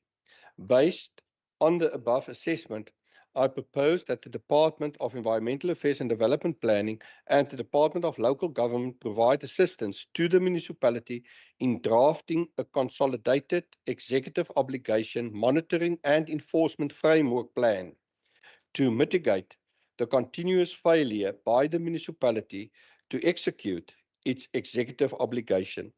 Honourable Speaker, the Municipal Council was advised that should it adopt the Consolidated Executive Obligation Monitoring and Enforcement Framework Plan, no intervention would be recommended to the Provincial Executive, and the Provincial Government would instead closely monitor the implementation of the Consolidated Executive Obligation Monitoring and Enforcement Plan. However, in the event that the municipality refused to voluntarily adopt the plan or fail to implement such, I would then proceed to recommend to the Provincial Executive that it intervene in terms of 139(1) of the Constitution. On 6th of June 2024, the Municipal Council voluntarily adopted the plan. The Department of Local Government, Department of Environmental Affairs and Development Planning, the Provincial Treasury, together with the National Department of Cooperative Governance, have been closely monitoring the situation and providing support to the municipality. I thank you. Thank you very much, honourable members. I got it, Honourable Heron, Honourable Syed, Honourable Bryant, in that order. Honourable Heron. Thank you, Speaker. The Speaker, before I ask my follow-up question, may I ask the Minister just to clarify what date that Section 139 notice was? I couldn't hear him. Sure, no problem. Honourable Minister.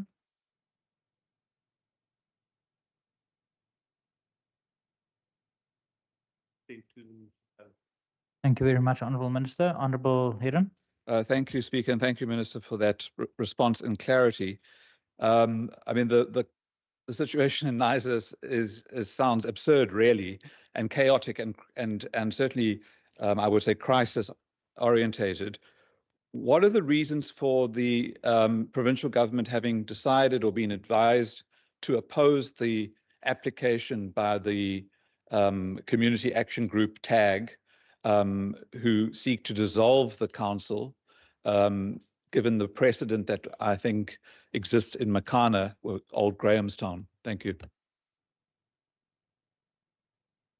Honourable Speaker, to the Honourable Heron, the department's of the view that tax application is legally flawed. There's mistakes legally. They quote the wrong legislation, etc. And we cannot. We also of the view that we monitoring this for a while. We as a department will institute and any measures to get NISA back on track, but there's a process. When one government sphere needs to intervene or wants to intervene to another, we need to tick all the boxes. And actually, if we would have stepped back a year ago, last December, I think we would have been there already. But when we received notice that you sit with refuse, a pile of, it was at that stage 40 meters by 60 meters by 5 meters high, with rats running around, with water shortages within Hornley, those areas, with sewage running in the rivers, and we then intervene by supporting them, because that's the first thing the courts will ask us. What did you do to support the municipality? And between us, Provincial Treasury, National Treasury, we actually solved the refuse issue. 3 weeks ago, we received calls. Again, there's a water issue. We helped them to fix the pumps, replace the pumps. So we're monitoring that. We also very cautious about the environmental risk as well as the risk to humans. So the pressure is on, but where we currently stand, we think that tax application doesn't have grounds to go through the legal process. Thank you. Thank you so much. I see the Honourable Syed. Thank you very much, Honourable Deputy Speaker, and welcome to the Chair for the day. Honourable MEC, I want to thank the MEC for the responses so far and for the spirit when it comes to handling issues of local government. We do have our critiques at times, but we cannot doubt the fact that we all want to do what is right. I want to know then, in that particular spirit of the interventions that the MEC is speaking about, is the MEC going to follow a similar line with the Matsikama municipality, given the fact that the leadership, the current leadership that's in place, we don't know how long they're going to be in place, has actually undermined the forensic investigation which the MEC published and which the MEC tabled in this particular house. Thank you. Thank you, Honourable Shed. And the short answer is yes. Honourable Deputy Speaker, we don't distinguish who's in control of a council. Our main purpose is to manage the legal framework within which and to support our municipalities.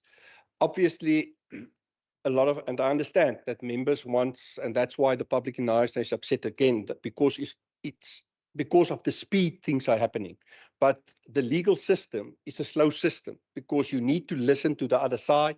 The municipality's got the right to reply, and then we need to deal with those kind of things. So the short answer is yes, we treat all municipalities the same. But I must say that nationally, I think it's important that I do say this, is that nationally, there's a big debate on 139 because we don't get the results we wish. The one question to the national minister was, can we get one example of a 139 intervention where the municipality has come out better than when it went into that? Because normally when you get into a 139, you send administrators there, everything is just, the bottom is just fallen out. So to replace that and to rectify that takes a huge team effort. So on a national level, we're also busy interacting with them to look at how can we change the system so that we can support municipalities before they get to that state where we need to intervene. Thank you. Thank you so much. I see the Honourable Bryant. Thank you, Deputy Speaker.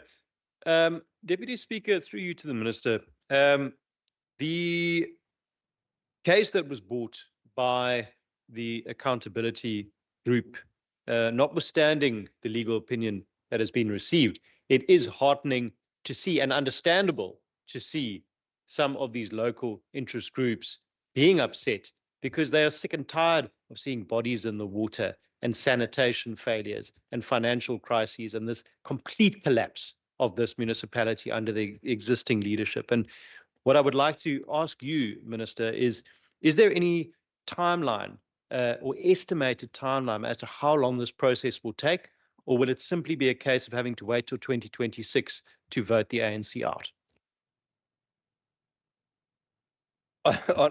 Honourable Deputy Chair, it's a difficult question. It's something that we, as between us, the Department, Treasury and National, we monitor NISNA.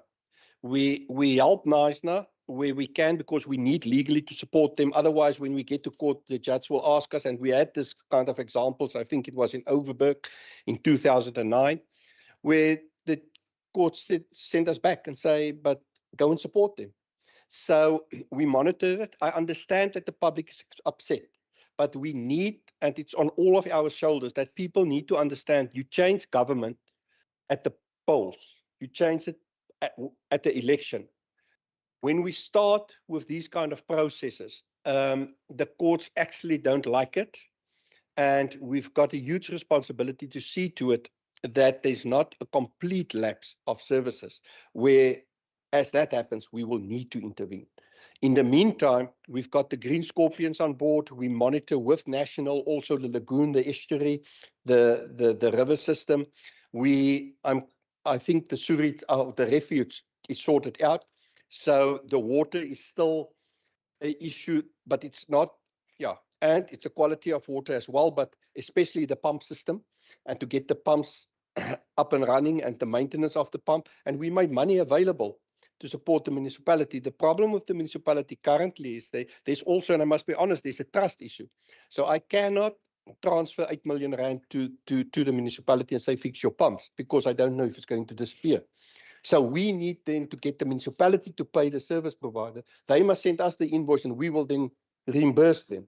Now they don't pay the service provider. So the pumps is in the store and a week later the premier gets the calls. So it's up and down. It's a slow process, but we're moving forward and we must just keep on pressing and keeping a close eye on them. Thank you, Honourable Deputy Speaker. I see no further. I see the Honourable Hiran. Thanks, Deputy Speaker. Just listening to the Minister describe what is going on now and how they can't transfer money to the municipality because it's going to get stolen, perhaps. What makes the tag case different to the case that was brought in Makana, where it sounds almost exactly the same situation and where the High Court dissolved the municipality?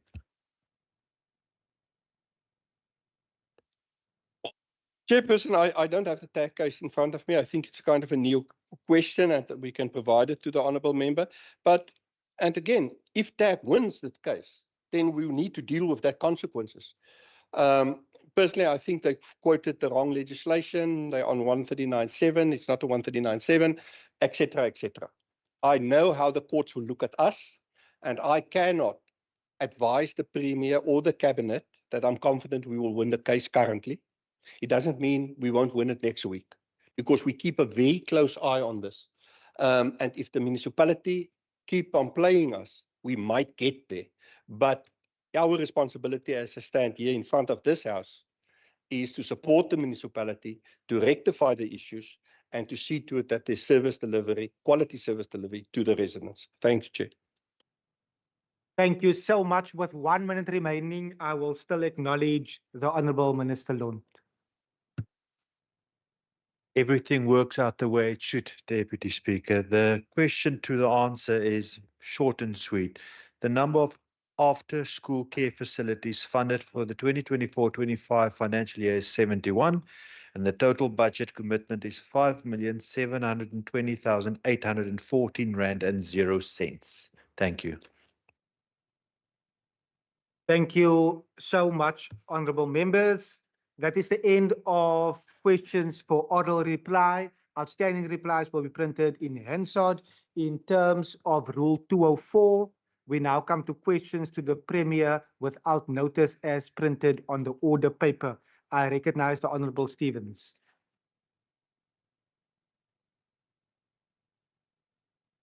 Thank you, Honourable Speaker. Premier, at the launch of the anti-extortion campaign in October last year, Mayor Jordan Hill-Lewis stated that 55 million was allocated in 2023 for additional security to protect construction sites from criminal elements. Despite his investment, the construction mafia continues to disrupt projects through violence and extortion, resulting in delays, cancellations, and significant financial losses for the city. Honourable Premier, while these funds are necessary for security, shouldn't we prioritize using resources for job creation, poverty elevation, and youth development? Why is the construction mafia still able to hold Cape Town hostage with the extortion tactics despite increased spending on security? I see the Premier. Thank you very much, Speaker. Obviously, the question is about another government and their spending. But the issue is a very serious issue. I note that on extortion that yesterday there was a major conference in Durban where the day before in Durban, where the Minister of Infrastructure, the MECs of Infrastructure, the Minister of Finance, the Minister of Police were all present. They actually launched a new direct line to report this kind of extortion. And of course, I mean, it's an interesting question from the honourable member, because basically the question is saying, should we be putting money into stopping extortion or should we be putting money into jobs? And of course, it's about getting the balance in that budget. But I mean, we've just had last week when we were here, the debate in the House was about the crime that's affecting our citizens every single day. And we can't just sit back and say, well, we're not going to do anything about it. We've got to get the balance in the budget, and we've got to try things if we are being failed at other levels of government. And quite frankly, in South Africa, the extortion problem is a major problem. So absolutely. Whether the municipality budgets differently, I mean, I don't really want to venture into that space. Of course, we ourselves will do whatever we need to do. but we won't create a whole new budget stream in the province to deal with it. We will work with those teams. I mean, we have from the very beginning, when the anti-extortion unit was put in place, it took a long time after the announcement of that unit to actually get it going. But it is a major issue, and it faces not just construction, the construction industry. It faces small businesses. It faces even individual citizens. They get extorted on payday. It's an unbelievable cancer, and we've got to make sure that this gets dealt with. Of course, I do believe in devolution of power. I do believe that we actually need a different model for policing in our country. But while we're having that debate, of course, we've got to do whatever we can from an oversight point of view, which is our job here in the province, whether it's at a municipal level or a national level. And so I think that coming together yesterday was a good idea. I just, obviously again say that our problem is that our policing is totally under-resourced. For the last 8 years, police resources have diminished, as opposed to giving money for bailouts of SOEs, and that has had consequences. And here we are with a problem with a policing under-resourced, provincial policing. We should have 26,000 police officers in our province. We have 18,000. We actually have less police officers in our province than we had in 2019. That can't be. With our children getting shot, with the gangsterism that we have, and of course, in the extortion space that you're talking about. Member Stevens, is there any follow-up question? Speaker, what concrete steps has the City of Cape Town taken over the past year to dismantle the construction mafia's operations and to ensure that public funds are spent on development rather than repeatedly mitigating criminal disruptions? Thank you. I see the Premier. I would very much prefer that if that question could be sent to me in writing, I will actually get the exact detail. It's very, this is questions to the Premier without notice generally about our government and where we are going, not necessarily about detailed questions on other governments. And of course, perhaps that could also be a question to our oversight through the Minister of Police Oversight. But again, I'll just reiterate that I think it is a very serious issue that faces so many of our citizens, probably more than we even know, because people are so petrified to even go and report these things because they don't want their name associated to any report or any police investigation, because these criminals, these thugs, these gangsters, they threaten you with your life. Honourable Stevens, the rules allow you one final follow-up, or are you covered? Thank you so much. We now see the Honourable Masipa. Thank you, Honourable Deputy Speaker. Honourable Premier, in relation to the latest quarterly labour force survey, which showed the Western Cape's unemployment rate dropping below 20%, to what does the Premier attribute the decrease in unemployment in the Western Cape? Thank you. Thank you very much to the honourable member. When I come here, I've got as much preparation as I think I'm going to get these questions, and I'm very happy that I've got some detail on this specific question. I think, first of all, I must say that, and I'm sure that everybody in the House should feel the same way, that we saw a decrease in South Africa and we saw a decrease in this province of our unemployment rate. We saw the number of jobs grow. I must say that I'm also super proud of what this province has achieved, or its businesses and those that employ people invest and help our economy grow. And it's always, I've got the full quarterly labour force survey document with me, but it's amazing reading. And when you look at these graphs, they really stand out for me. And so the first thing is 19.6. Of course, that's narrow unemployment rate. The broad unemployment rate is 25.6. But the interesting thing on the graph is that 19.6, by far the lowest in South Africa, but even our expanded unemployment rate is lower than the narrow unemployment rate of every other province or South Africa put together. And the interesting thing is that even between our narrow and the rest of the country's narrow, there's not one other place that is under 30%, let alone under 20%. So it is, you know, it feels good to see the economy reacting and changing. And I would actually say to these members that are jibing in here and making these kind of comments that it would actually be very good reading for them to go and read this document, especially the communist in the room. It would be good for him to read this document. And then what he should do, Speaker, is he should then go and align that document with policy positions, especially his party's policy positions, and then ask the critical questions. Why? Why is this the Western Cape and this is all the other provinces? What is happening here?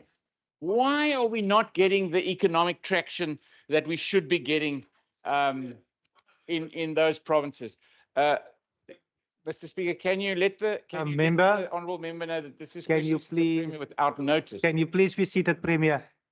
Members, the running commentary and considering the time and the vital opportunity to ask questions to the Premier, I wouldn't want us to have consistent running commentary. Premier. Thank you very much. And I asked him to go and analyze, to ask himself why. Because the graphs tell a story. And he should be asking himself the question why. So our unemployment rate, and I really am excited that it's come below, it's only just, it's 19.6. Of course, we've got to make sure that we keep driving programs, we keep driving interventions, enabling programs to try to make sure this number keeps going down, because nothing stops a bullet like a job, nothing gives you dignity like a job, and nothing puts food on your table like a job. And it's not only those figures of 19.6, it is the other numbers that also, it's the absorption rate. And it is the absorption rate and how our economy is able to absorb the jobs that are out there. It is also about how you look at those jobs, the 75,000 more people in the last quarter that actually got a job in our province. It is also how you look at the construction jobs, and just go around our province. Go and have a look at the cranes, at the construction, whether it be roads, whether it be buildings, whether it be human settlement development, lots of construction happening. That means there was investment.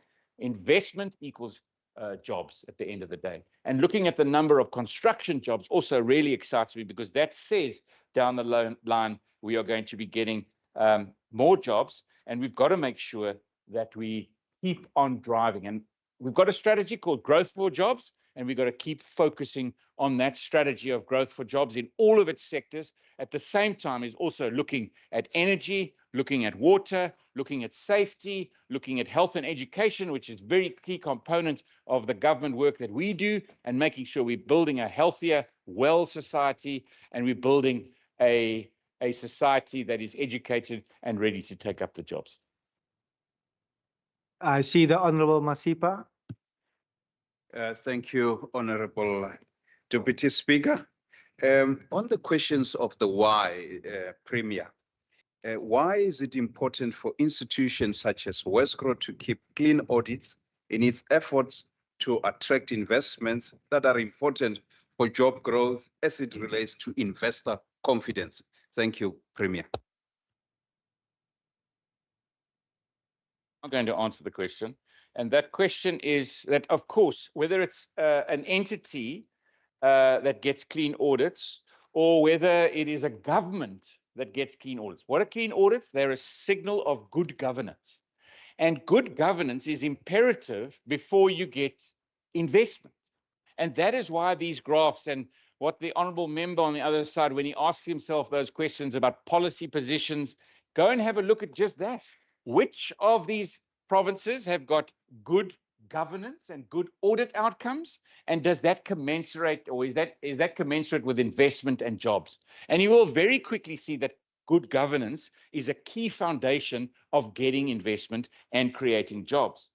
And of course, Wesgro itself, as the promotion agency, it needs to be trusted. You can't go out to the world to say, come and invest, come and build a factory here, come and invest and come and give jobs in a call center here, come and invest in a hotel in our tourism industry. You can't, as an entity, go out when there's all sorts of questions around your own governance.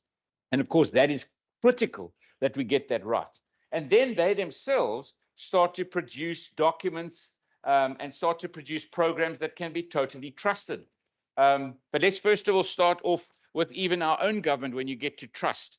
And you look at the Provincial Economic Review and Outlook, and you look at agriculture in the last 10 years grew at 190.7%. And of course, international tourist arrivals by 1,058%. Now, Wesgro plays a role in making sure we attract those investments, create the trust in the system. But it's not only about the external, it's about the internal investments. Drive around the province, areas that you come from, you will see more and more investment into agriculture, orchards being planted, nettings going up. These investments equal jobs. Perhaps also, Honourable Member, you mentioned Wesgro, and I'll just talk about probably two things out of Wesgro that were really exciting for me. The first is that we held a meeting with National Department of Transport. Wesgro hosted it. It had Transnet in the room. It had ourselves as the province in the room and municipalities. And we were talking about issues like the harbour, which is a blockage, the rail concessions and things like that, and how we are growing our exports. And we know that that's a blockage and we've got to get changed. But the interesting thing is when you've got products and you've got market and demand, and what really stood out, and this is a great report, and members of this house, you should go and get it. It's the outlook on logistics, Cape Town and the Western Cape, a Wesgro document. And wow, it was amazing to see when you have programs like Airlift, which bring more and more planes into the region, you increase tourists, you increase business tourism, but what you also increase is the ability to put product underneath the plane. And while our port is constrained and our ocean exports in the last 5 years grew actually by 7% despite that constraint, the interesting thing is when they produced this document, the air exports that go in the bottom of the planes, because you've got more and more planes, went up by 18% at time of drafting the document, which was the May data, 18% that year-on-year growth. Then in June, it went up to 47%. It went up by 47% and a further 40% in July. So we're seeing massive increases, and that comes from a Growth for Jobs project. You go and find ways of getting more aircraft here, and so you start expanding. Then, of course, I think we've all known about the tech industry and some of our tech entrepreneurs and some of that tech stuff like Mzansi Meat, which also blows my mind, how we're getting into the new kind of production of carbon-friendly proteins. Some Mzansi Meat right here. Stellenbosch nanofibers, I've spoken about that before, helping in programs around eyesight in the US, where we are building that technology here and linking in with companies, international companies. Medical, medical diagnostics, actually Ace, a young guy from Mitchell's Plain, who now is probably one of the bigger global players when it comes to building test units out of Mitchell's Plain, medical diagnostics, and now globally renowned, exporting across the world. Or Titamed doing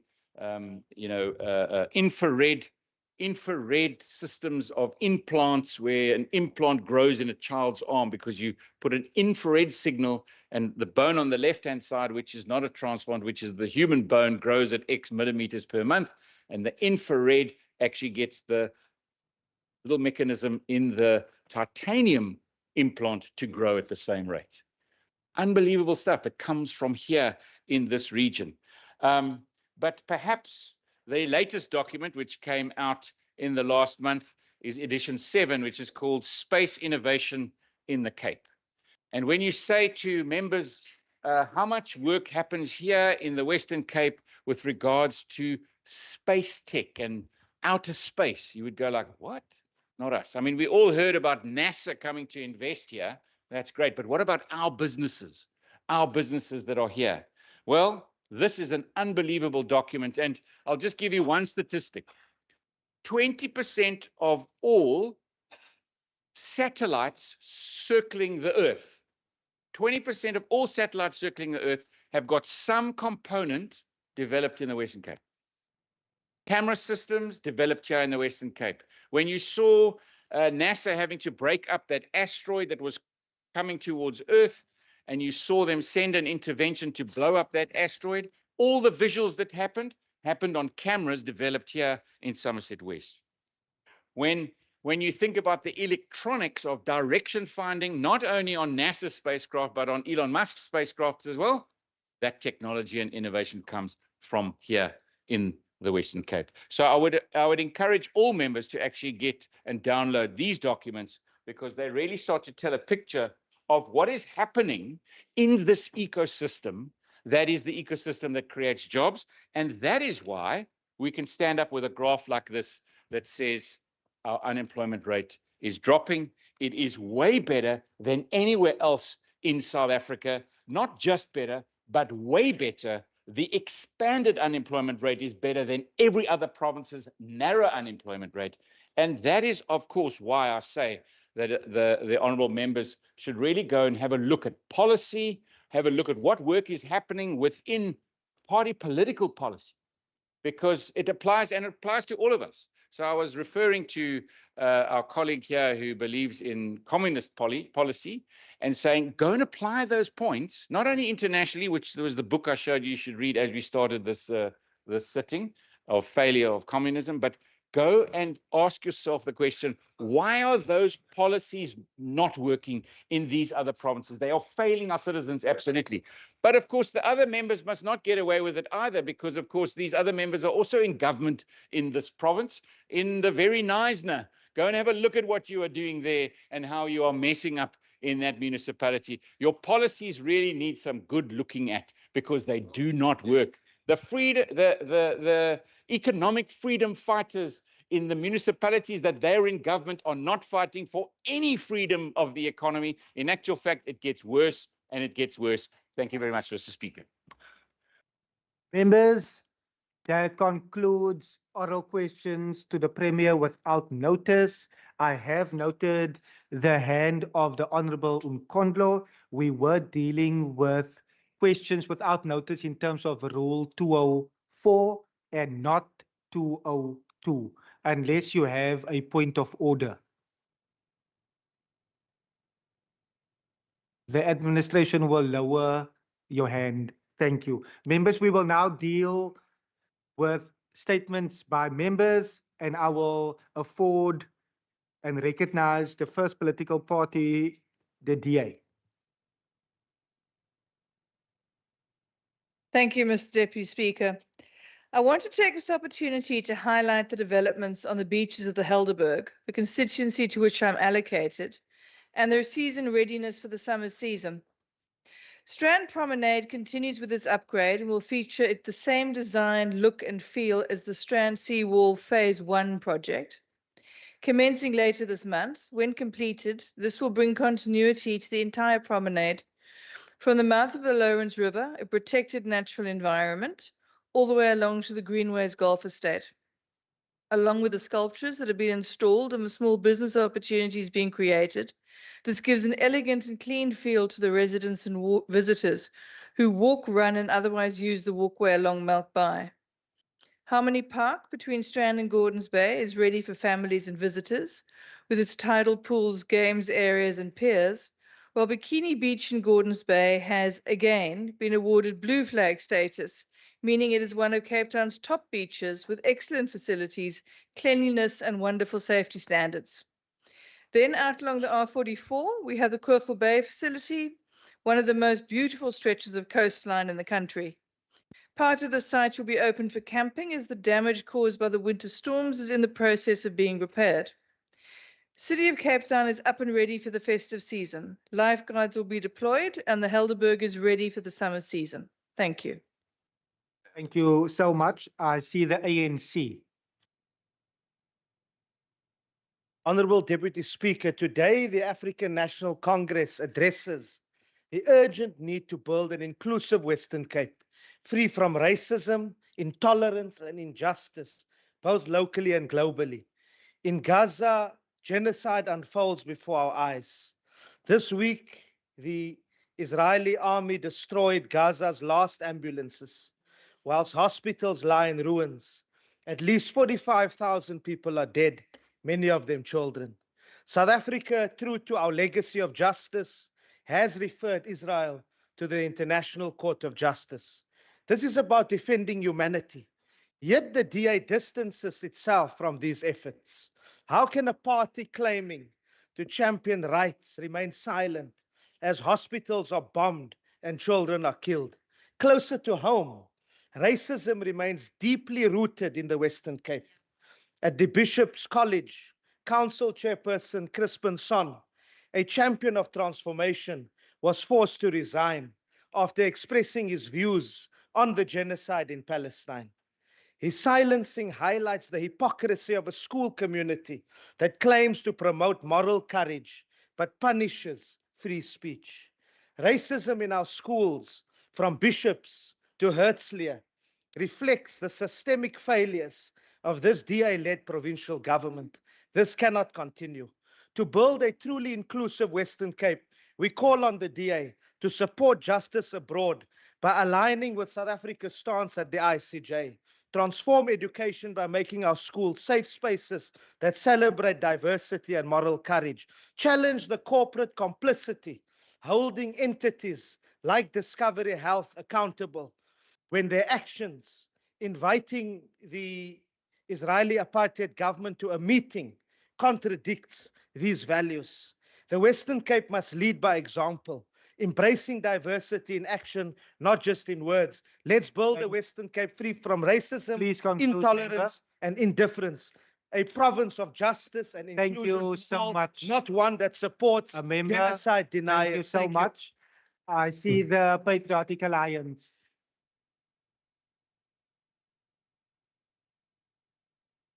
Thank you, Deputy Speaker. Yesterday, Minister of Electricity and Energy, Kogetso Ramokopa, urged households to upgrade their prepaid electricity meters ahead of the November 24th deadline.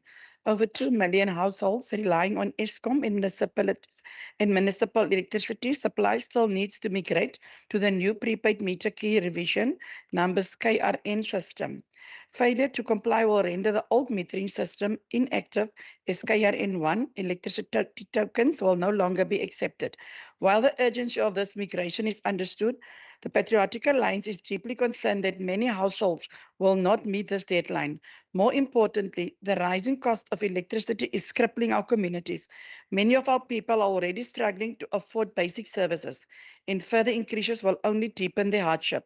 We call on all the national government to intervene urgently and provide meaningful relief to those who cannot afford electricity. This is not just about ensuring compliance with technical upgrades. It is about protecting the most vulnerable members of our society from being left in the dark. Thank you. Thank you so much. I see the DA.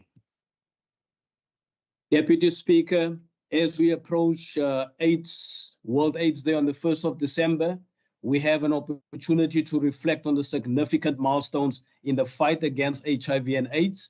This year marks the 20th anniversary of antiretroviral therapy, also known as ART in South Africa, a life-changing intervention that has saved millions of lives and given hope to countless individuals and families. ART has transformed HIV from a death sentence to a marginal chronic condition, enabling those affected to lead long and healthy lives. Deputy Speaker, the Western Cape Department of Health and Wellness continues to lead in this fight. The recent research released by the Human Science Research Council highlights encouraging progress in our province, showing a decline in HIV prevalence. This is a direct result of targeted intervention, public health campaigns, and the hard work of healthcare professionals who have been relentless in their commitment to education, prevention, and treatment. However, this progress is not merely statistics. It represents healthier communities, fewer children orphaned by HIV, and a growing generation that is empowered with knowledge about prevention and care. The Western Cape Department of Health and Wellness, alongside civil society partners, has been instrumental in the rolling out of initiatives like HIV testing, prevention programs, and ART access that prioritize not only urban areas, but also the rural communities. Deputy Speaker, while we celebrate these achievements, we also acknowledge the work that remains. HIV and AIDS continues to affect too many lives, and the stigma still lingers in many communities. Our fight must be focused not just on reducing prevalence, but also in creating an environment where every person feels safe, seeking testing and treatment. Please conclude, member. Together, we can ensure that the next 5 years, we bring an even society that is AIDS-free. Thank you so much. I see the EFF. Thank you, Deputy Somlomo. Today, the economic freedom fighters would like to take this opportunity and condemn both the DA-led Western Cape Provincial Government and the City of Cape Town for deliberately neglecting residents of Malga's camp informal settlements in Mfuleni when it comes to service delivery. Almost 800 families living in the informal settlement had to contribute money in order to buy material to install 2 taps so that they can have access to water supply. Moreover, even these 2 taps are not adequate, as it takes an individual almost 30 minutes standing in a queue in order to fill a single bucket with water. The settlement is still without communal toilets since the year 2020, as residents have resorted to digging holes in order to bury human waste. There is also no attempt by the city to collect refuse in the area. And the lame excuse from city official is that their attempts to distribute refuse bag is always hampered by the robberies. We have now entered an era where the DA government will hide behind robberies as part of their concerted effort not to provide services to poor Black people in townships and informal settlement. Their move has nothing to do with robberies, but is a racist tendency similar to those who used during apartheid in order to make sure that limited or no service are rendered to Black people, as the government's budget must only be used to serve white at all costs. It is sad to see a matric learner who's currently writing their final exam queuing for 30 minutes in order to fill a bucket of water so that they can bath and go to school, while on the other hand, their counterparts is living lavish in suburbs, just run a shower for 5 minutes and they are done. The current inequality in society is now led and it keeps on going on, and we refuse. Please that. conclude, member. Thank you. Thank you. I have noted neither online nor in the House any representation from the NCC. I see the ANC. The ANC. ANC. Always in the House, member. Thank you, Speaker. Agbare Speaker, ek staan hier vandag om die Weskaap Departement van Onderwys te veroordeel vir die ontwrigting van leerlingvervoer wat gesinne in armoede onregverdig benadeel. Die besluit om vervoerdienste vir skole in die Witzenburg en Tilbag areas insluitend Morrisdale, Ceres, Wanganela, TJG Primary, Mount Ridge en Drosdai te kanselleer, het 'n ernstige impak op die onderwys van kwesbare kinders. 396 leerders sal teen Januarie 2025 sonder vervoer wees, wat hul toegang tot onderwys bedreig. Hierdie leerders van die volgende skole: Morrisdale Primary 61 leerders, Ceres Primary 30 leerders, Wanganela Primary 29 leerders wat nuwe skole moet soek, TJG Primary 95 leerders, Mount Ridge Primary 90 leerders en Drosdai Primary 91 leerders. Leerders in die Tilbag area wat voorheen na plattelandse skole gereis het weens oorbevolking by Waweren Primary word ook geraak. Die besluit om ouers 3000 vervoer te vra wat aanvanklik gesubsidieer sou wees, is 'n verdere las op gesinne wat reeds sukkel. Hierdie finansiële las beteken dat baie kinders nie meer na skole sal kan gaan nie, wat die ongelykhede in ons onderwysstelsel vererger. Verder toon die afwysende houding van bestuurder Jenny Hawker, wat geweier het om met die betrokke ouers te vergader, die gebrek aan empathy en verantwoordelikheid by die WKDO. Alhoewel ek hierdie kwessie in Augustus aan die MEC David Meyer aangedui het, sê sy weiering om aksie te neem die DEA se minagting vir die werkersklas blootgelê. Ek staan in solidariteit met die Witzenberg Justice Komitee en alle betrokke gesinne en ons sal aanhou veg vir geregtigheid om te verseker dat hierdie kinders se reg op onderwys beskerm word. Thank you so much. Member, I see the DA. Honourable Deputy Speaker, the World Bank has released a report on its education sector analysis for the Western Cape, which aims to improve the educational outcomes throughout the province. The education sector analysis, which began in February 2023, gives a thorough report of the educational system as well as recommendations for addressing key concerns. According to the analysis, the Western Cape has higher learning levels than other provinces in South Africa, but functional literacy levels remain low and mathematics and science performance remains challenging. Specific strategies to address this learning crisis include improving the foundations of learning by providing access to higher quality early childhood development services and focusing on teachers' continuous professional development to supplement curriculum and assessments. The Rapid School Build initiative recognizes the Western Cape Education Department's swiftness, strategic awareness, and innovative thinking in issue responses, allowing thousands of students to enter the system each year. Furthermore, improvements in education service delivery should be implemented through public-private partnerships. Also, we need to closely monitor to ensure that implementation is on track, with data utilized to analyze progress and adjust programs as necessary. We would like to thank the World Bank personnel and contributors who worked on this report, as well as Western Cape Education Department officials who helped with the process. The Standing Committee and the Western Cape Education Department will now analyze the findings and recommendations with a view to further improving learning outcomes and giving our children a better future in the Western Cape. Thank you, Deputy Speaker. Thank you so much. I see the Freedom Front Plus.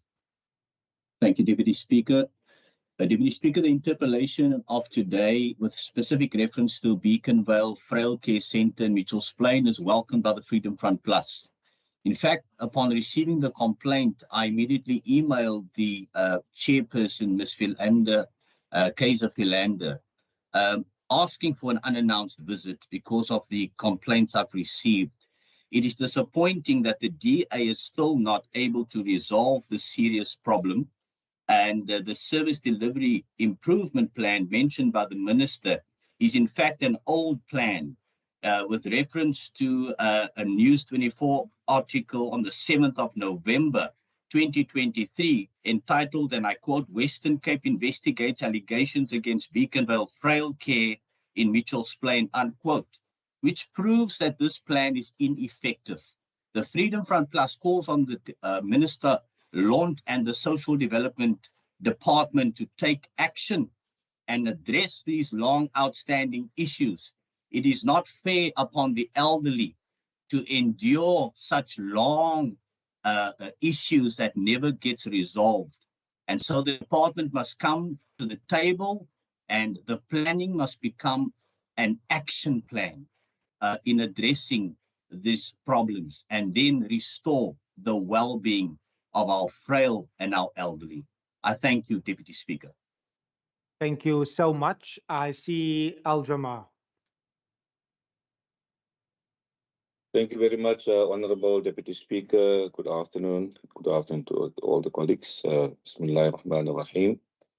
Al-Jamaa wishes extends its heartfelt condolences to the parents of the Ravensmead 14-year-old high school boy who was shot dead outside his home on his way to school. We pray for a speedy recovery of the other learners and innocent bystanders injured in the attack carried out by gangsters. Earlier this year, the Elsies River Community Police Forum raised concerns about the escalation in gang violence, robberies, and shootings which law enforcement agencies dismally failed to take any action against. This is even though there is a disproportionate allocation of resources for police and the city of Cape Town. This week's tragic and similar attacks on school children elsewhere on the Cape Flats caused tremendous trauma to learners, especially matrics who are writing exams. The fact that our children are not safe in public spaces and at schools is a blot on this DA-run provincial legislature. This province has failed to secure safe places of learning for our children on the Cape Flats.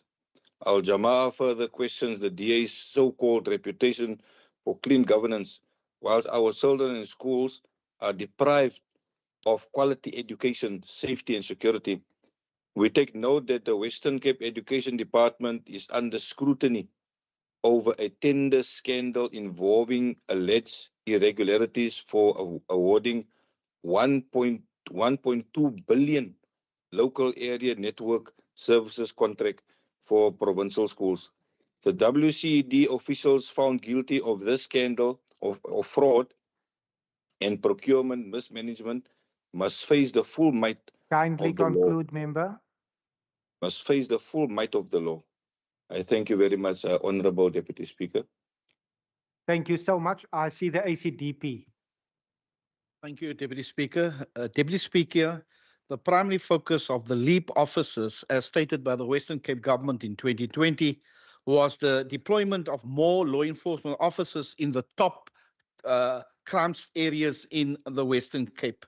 Speaker, the Kraaifontein community are up in arms because, according to them, the LEAP officers was withdrawn from the area. The CPF chair, Mr. Bissett, is disturbed to say that Kraaifontein is seen as the 7th most violent suburb in the province. And hence, they do not understand the withdrawal of the law enforcement advancement LEAP officers from Kraaifontein to other areas in Cape Town. Speaker, these officers were deployed to make spaces like Kraaifontein a safe haven where children can walk to school, where women can walk to the bus stop, but now they're under siege. And the ACDP is asking the Minister of Community Safety and Police Oversight to intervene because this province gives a big chunk of money to the LEAP officers, and we as the ACDP calls the Minister to take action to make sure that the people in Kraaifontein, their cries are being heard. I thank you. Thank you so much. I see the good party. Thank you, Deputy Speaker. Deputy Speaker, like the Honourable Windvogel, I rise on behalf of 378 children from the Ceres area between the ages of 7 and 13 years old who recently received letters informing them that they no longer qualified for learner transport. For children living in the Vredebes area, a community primarily consisting of RDP housing, what this means is having to walk 9.6 kilometers to get to school and back each day. They don't just walk, they risk their life and limb navigating ganglands and crossing highways because their homes fall 200 meters short of the 5-kilometer distance required to qualify for learner transport. The National Learner Transport Policy excludes children living within 5 kilometers of schools, but there's very little that worried Vredebes parents can do about it. Schools which are closer to home are already overcrowded, and paying up to 490 Rand a month for private transport is unaffordable, so their children must take their chances on the road. To compound the injustice, as they walk, the children are passed by buses with empty seats that instead of affording them safety, will drive right past them. Cancelling their bus rides perpetuates inequality, creating barriers to education for working class families, and compromising the safety of young learners. It seems obvious that children shouldn't be forced to undertake hazardous journeys to get to and from school when there's a ready solution, unoccupied seats on buses within easy reach. But this is not obvious enough for civil servants. So we call on the provincial government to urgently reevaluate these bus routes and the withdrawal of services from these children. The rule about having to live at least 5 kilometers from school to qualify for free transport is arbitrary and too rigidly applied. Let common sense and leadership prevail. Education policies must prioritize safety, dignity, and the right to education of all children, and none should be left behind. Thank you so much. I see the DA.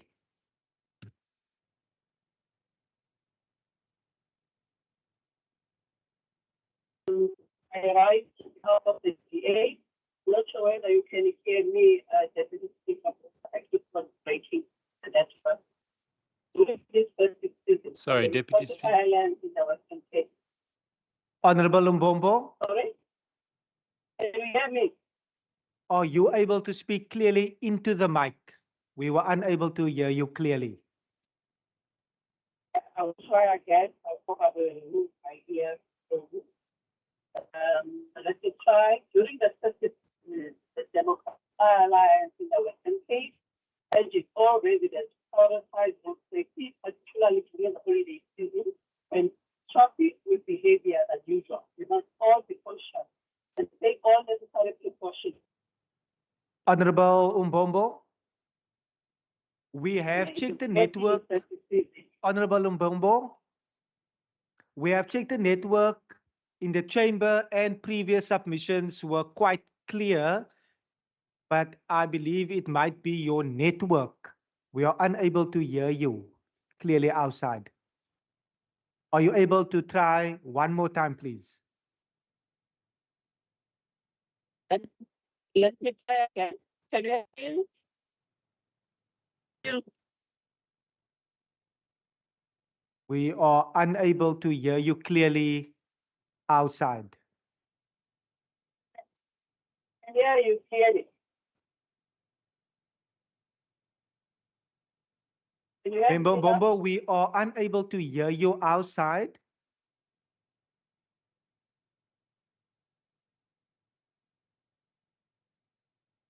Bombo, are you able to hear me?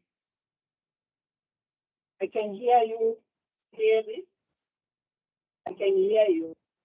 Please try one more time, and if you are not audible outside, I will then conclude motions, statements as per the order paper. Thank you. Are you able to try one more time?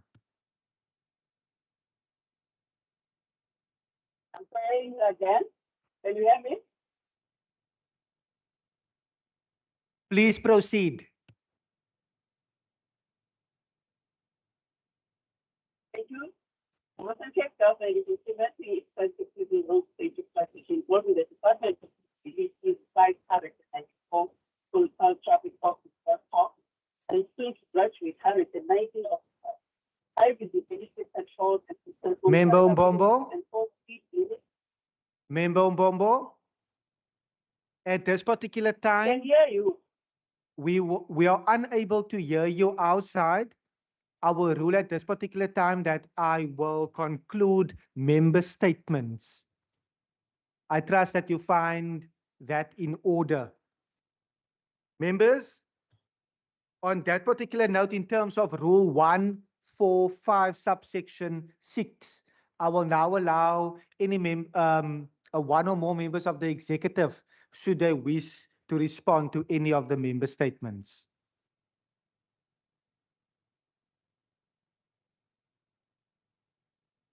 The Honourable Minister Loan. Thank you. One of the things that the Department of Social Development is incredibly proud about is the 13 clean audits we had in a row. We get that by doing regular monitoring and evaluation. And unlike the member Mare from the Freedom Front that was disingenuous in the House today by saying we are using old reports, there was regular reports every year sometimes even every 6 months, sometimes every 3 months even. This is what happened at Beaconville. I'm sorry that he missed the opportunity to participate in the debate. Next time, put your hand up a lot sooner, and maybe you can then participate when we have the interpellation. Thank you. Thank you so much. We will suspend the time. Is that a point of order? I see the Honourable Syed. Yes, Chair. I understand that Member Marais is not physically in the House, but that does not permit the Honourable MEC to speak directly to the member. He must still accord him the respect that he deserves as a member of this House. Thank you. Members, He is rude. Members, let us please follow the decorum of the House. I see 4 minutes and 10 seconds. Members of the executive. I see the Minister of Education. Thank you, Deputy Speaker. I do wish to associate myself with the comments made in the House about the terrible incident which took place outside Ravensmead High School. I also want to remind members that the department transports about 67,000 learners to school every day, precisely so that we can expand access to education, particularly for children in poor communities. And despite imposing 2.5 billion rands worth of budget cuts, we have tried our level best to protect, of course, learner transport. On the whole question about Morrisdale Primary School, learner transport has in fact not been cancelled. Learners who qualify are currently being transported. And I would remind honourable members that schools are aware that they are permitted to submit appeals in relation to learner transport to myself. And in this case, to the best of my knowledge, the school has not lodged an appeal. On the whole question of CETA, I would also like to remind the honourable member that the procurement process to which he refers was in fact run and administered by CETA, not the Western Cape Education Department. And the forensic report to which he refers makes no findings against Western Cape Education Department officials. Thank you. Thank you so much. I see no further. I see the Premier. Thank you very much, Deputy Speaker. I was wondering if Minister Marais would come in, but maybe she's not able to. I wanted to respond to the Honourable Christians and specifically say that, you know, when, and I agree with him absolutely, you know, there are communities that are feeling this gangsterism and this crime, and it is totally unacceptable. And I understand what he says about deployment of LEAP officers. And of course, we have from the beginning said that this will be done according to or using data and evidence. And I will say on behalf of Minister Marais that I'm sure she would be more than happy to engage so that we can have a look and say, well, if this data is actually showing us something else, we need to engage, we need to deploy in a different way because we have to deploy to get effect change and the real reason for it, because we can't, there's no ways we can fund 20,000 officers across this province. We've got a very small budget. We've got to be impactful, but we must understand the real reason. We are trying to make sure that we can use that data to influence change in overall policing, get more deployment, get them into the right places at the right time so that we bring down crime. But we're very happy to engage on that basis. We have 54 seconds. I see the Honourable Lund. Thank you, Honourable Deputy Speaker. I also think I saw there's a few seconds left, which I really appreciate the timer. It's also important to give credit where it's due. Today, people that working with the Victim Empowerment Program, Department of Social Development, got caught in a gang shooting. LEAP officer escorted them safely out of the area. So let's give thanks also for looking after our assets, the staff of the Western Cape government so well. Thank you to LEAP. Thank you so much. I see 18 seconds. Deputy Speaker, I see we're allowed to raise more than once. Minister Marais wasn't able to respond because she's actually with the families of the victims at the moment. Thank you so much, members. That concludes member statements. In terms of Rule 151, all notices of motions by members are required to be delivered to the secretary for placing it on the order paper. These motions have been duly submitted and published on the order paper below the line. We proceed in terms of Rule 150. We now move to motions without notice. I would like to inform you that in terms of the Standing Rule 150 pertaining to motions without notice, condolences and congratulatory were submitted to the Programming Authority prior to this plenary on the 19th of November 2024. Members are also reminded that motions without notice pertaining to congratulatory and condolence will not be allowed in this sitting that have not been processed by the Programming Authority. I have been informed that in the Programming Authority meeting on the 19th of November 2024, political parties submitted the names of honourable members in the desired order of speaking and who had wished to move a motion without notice in this sitting.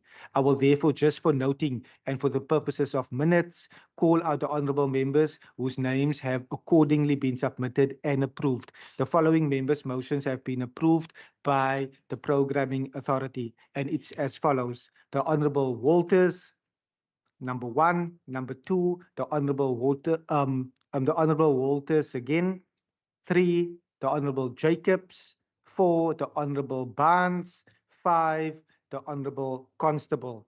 I now put the motions duly submitted and approved by the Programming Authority to the House. Are there any objections? There's no objections. Agreed to. The motions will appear in the minutes of proceedings and in Hansard in each individual member's name as if that member read out the motion aloud. We will now afford an opportunity for members to move motions without notice as per Standing Rule 150 subsection 2D. And this includes motions without notice that were not approved by the Programming Authority meeting. Members are reminded of the 30-minute time limit, and I see the Honourable Nkwensu.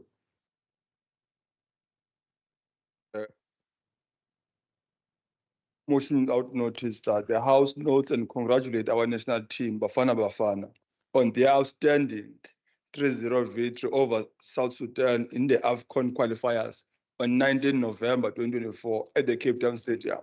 Further acknowledges that this victory is a testament to their determination and patriotism and appreciates the pride that Bafana Bafana brings to the nation. However, the House also notes with concern the failure of the DA-led administration in the province, the city of Cape Town, to provide support to Bafana Bafana supporters, exposing the hypocrisy of this administration. Laments that while the DA government readily provides the free My City bus services and other necessary assistance for supporters attending rugby games, for instance, no such provisions were made for the supporters of Bafana Bafana, to pride of our nation. Further laments that due to the neglect and lack of assistance from the DA-led government, thousands of Capetonians and Western Cape citizens who came out in numbers to support their national team were forced to walk long distance from the bus ranks, taxi and train station in the city center to the stadium, while those drove their own vehicles were stuck in traffic for hours. Acknowledges that this lack of support for the national football team stands in stark contrast to the resources allocated to predominantly white-supported sports. Accepts that if the DA-led government truly represented all the people of the Western Cape, it would have coordinated an interface between the city of Cape Town and Western Cape government to provide free My City bus services for Bafana Bafana supporters.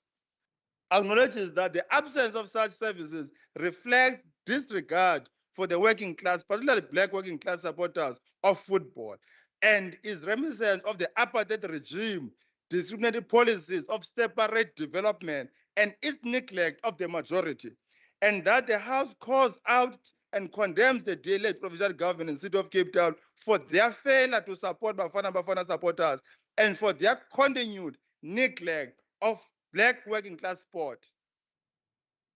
Are there any objections to the motion being moved? There are many objections. The motion will be printed on the order paper. I now see again the Honorable Nkwensu. Move without motion that the House notes and acknowledges the cultural and sporting significance of the Bellville Velodrome for the people of Cape Town and the Western Cape. Further notes that Bellville Velodrome represents a rich legacy of sports in the province, having been part of South Africa's Olympic bid and having served as a key venue for various sporting events, as well as space that has shaped countless memories and legacies for local communities, and for this reason rejects the plans of the DLS City of Cape Town to redevelop the historic Bellville Velodrome, expresses deep concern that the City of Cape Town, instead of restoring and maintaining this important sports facility, has allowed it to fall into disrepair and now proposes its redevelopment for commercial purposes, potentially turning it into a second CBD for Cape Town, despite the fact that this could displace an irreplaceable community asset. Notes further that the redevelopment plans are not an isolated incident, as they come at a time when the city has shown a constant pattern of neglecting sports grounds across the Cape, poorly maintained such space, and forcing communities to choose between sports and other essential services, as seen in Guguletu, NY14, Kraaifontein, where residents have been asked to choose between sports fields, clinics, or schools. Acknowledges that the DA-led City of Cape Town and Western Cape government have shown a lack of commitment to sports as a means of addressing social ills and fostering the development of future athletes, as shown in their continued prioritization of property developers over the needs of communities and athletes. The House agrees that sports infrastructure such as the Bellville Velodrome is crucial, not only for preserving our heritage, but also its role in promoting active lifestyle and the development of young athletes. And therefore, it is vital that this venue is be restored to its former glory and fully functional status, rather than being sold off or repurposed for commercial gain. Calls for unity across political parties, community organization, and residents to form a broad popular front against the displacement of sports grounds in Cape Town and to fight against greedy interests of private developers at the expense of our sporting heritage. Demands that the City of Cape Town prioritize the restoration of the Bellville Velodrome Stadium, ensuring that it remains a fully functional and accessible venue for future generations, and that it upholds its duty to provide and maintain sports facilities in line with national policies on sports and recreation. Thank you. Are there any objections to the motion being moved without notice? There are objections. The motion will be printed on the order paper. I again see the Honorable Nkwensu.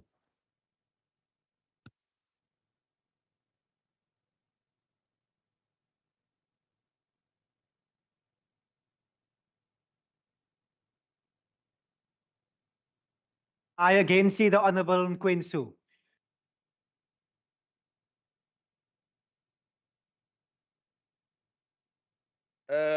Motion without notice that the House notes with deep sadness the tragic killing of 14-year-old Van Ryan, a grade 8 learner at Riversmith High School, who was shot and killed on his way to school on Tuesday, 19 November 2024. Extends heartfelt condolences to the family of the deceased and the entire Elsis River community, and wishes a speedy and full recovery to the two other teenagers who were injured in the same attack, which was carried out by heartless gang members. Further notes that not far from the scene of the shooting, a 55-year-old man was also shot and injured and is currently recovering in hospital.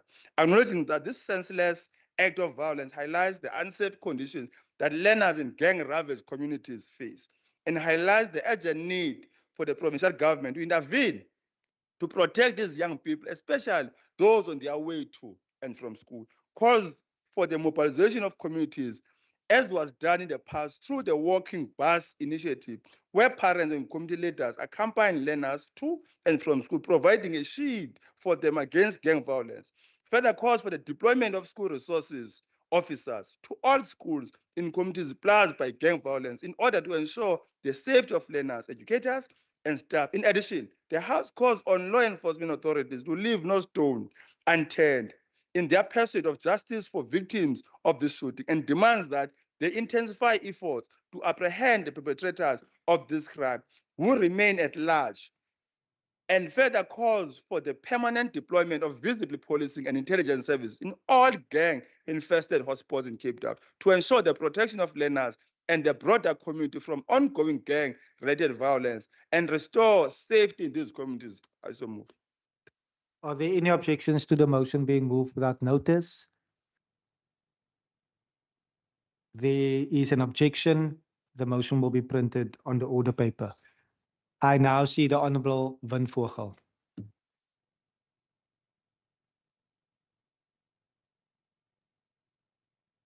Speaker, I move without notice that the House notes with grave concern the severe health risk posed by unsafe and expired food products sold in Spaza Sop throughout our province. Further note the recent incidents, such as the case of a five-year-old child in Kensington who fell ill from consuming a pie, along with several other reported incidents where children bought consumable containing foreign objects like capsules, highlighting the danger of these contaminated products.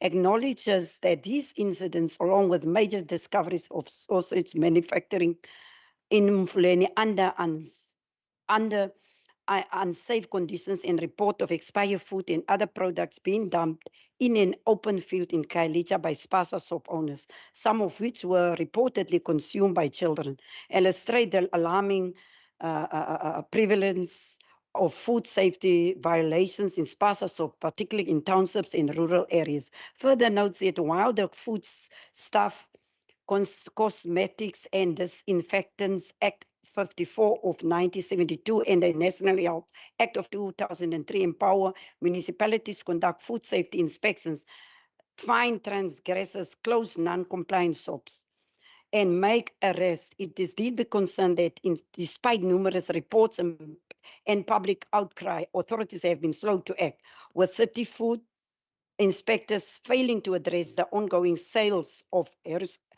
food products, raising questions about their effectiveness and possible complicity, this allowing dangerous practices to persist and putting vulnerable population at risk of foodborne illness. I so move. Are there any objections to the motion being moved without notice? I see no objections. Agreed to. I now see the Honourable Syed.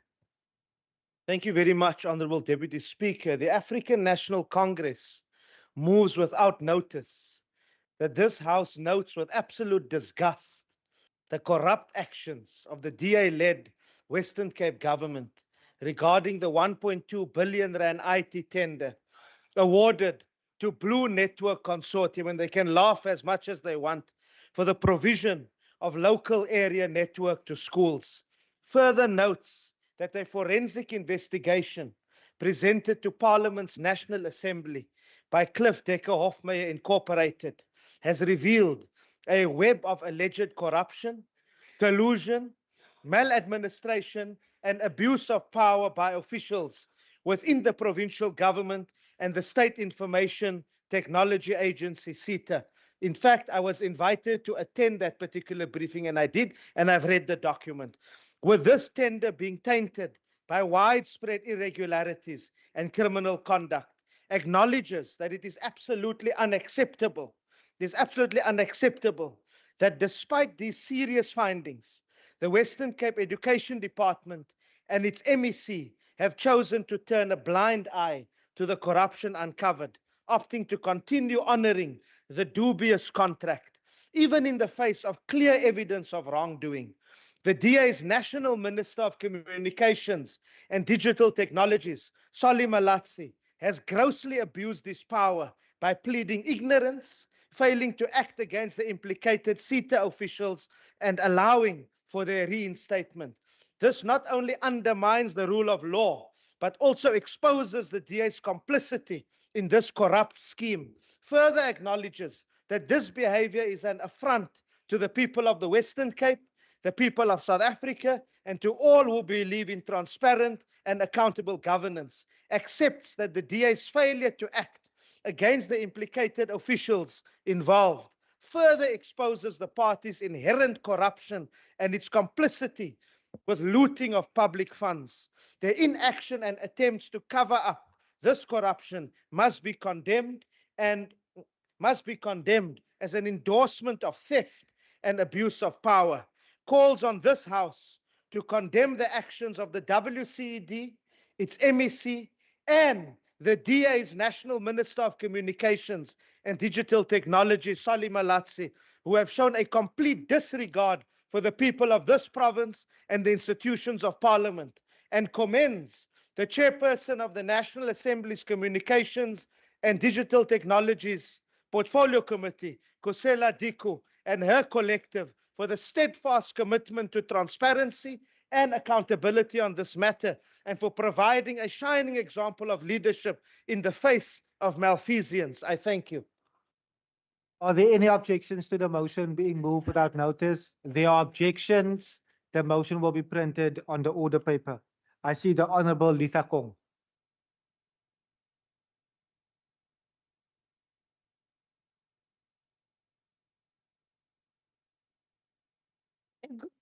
Deputy Tomlom. The EFF moves without notice for the House to note that next year on the 31st May 2025, the 5-year term of the current Children's Commissioner will be coming to an end. Further note that while the current Commissioner did her best to run the office to the best of her abilities, her attempts were structurally constrained and restricted by the allocated budget to run the office.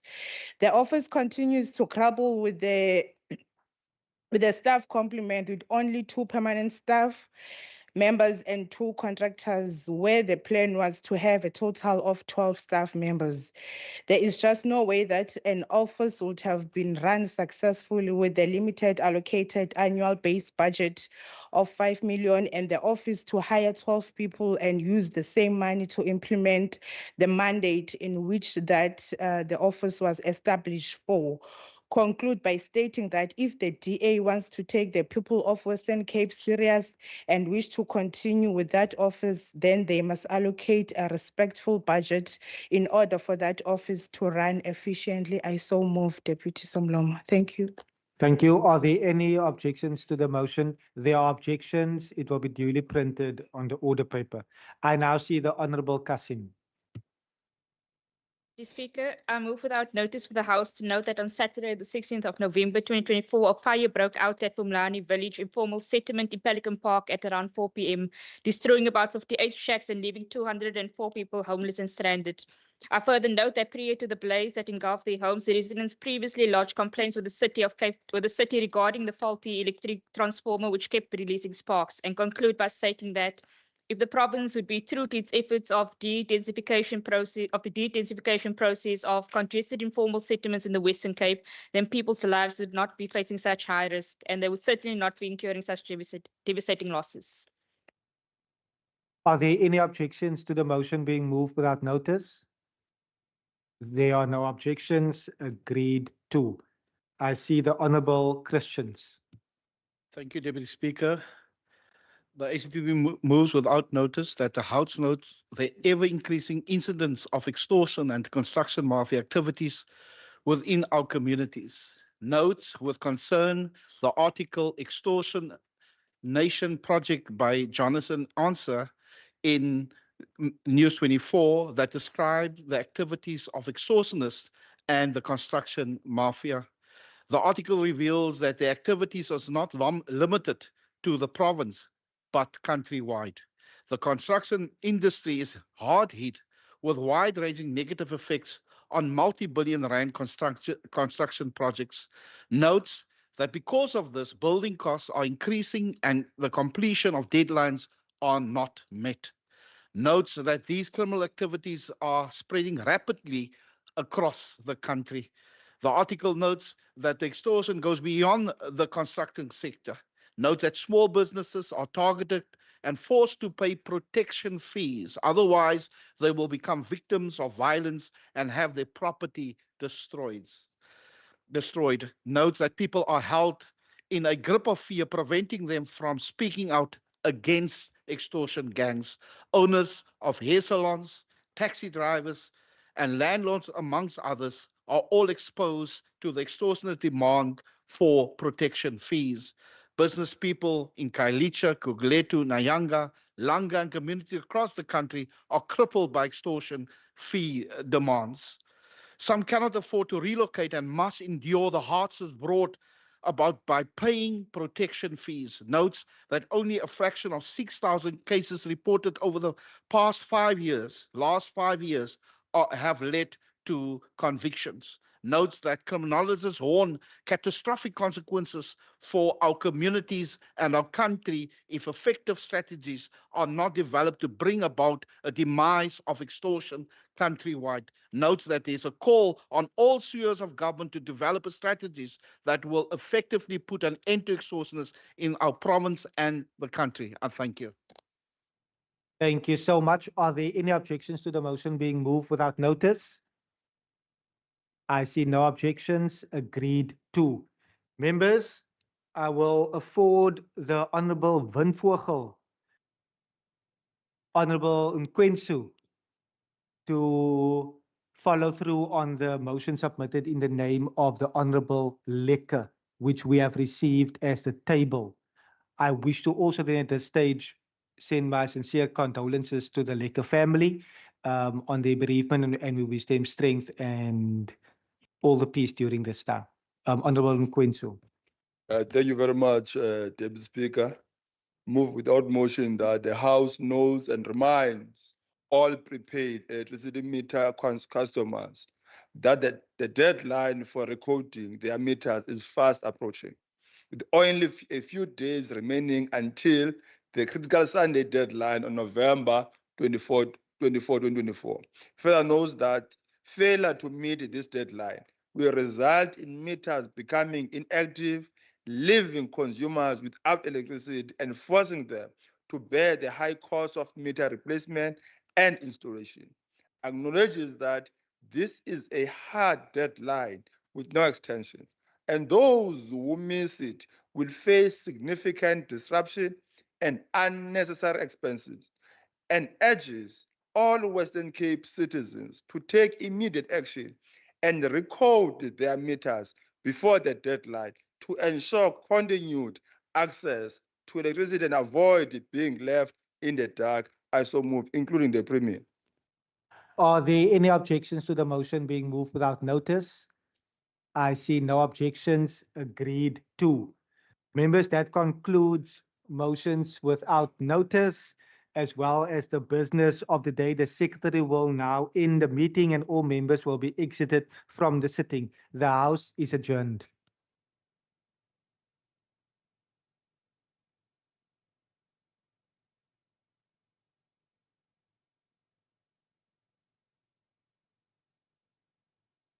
Thank you.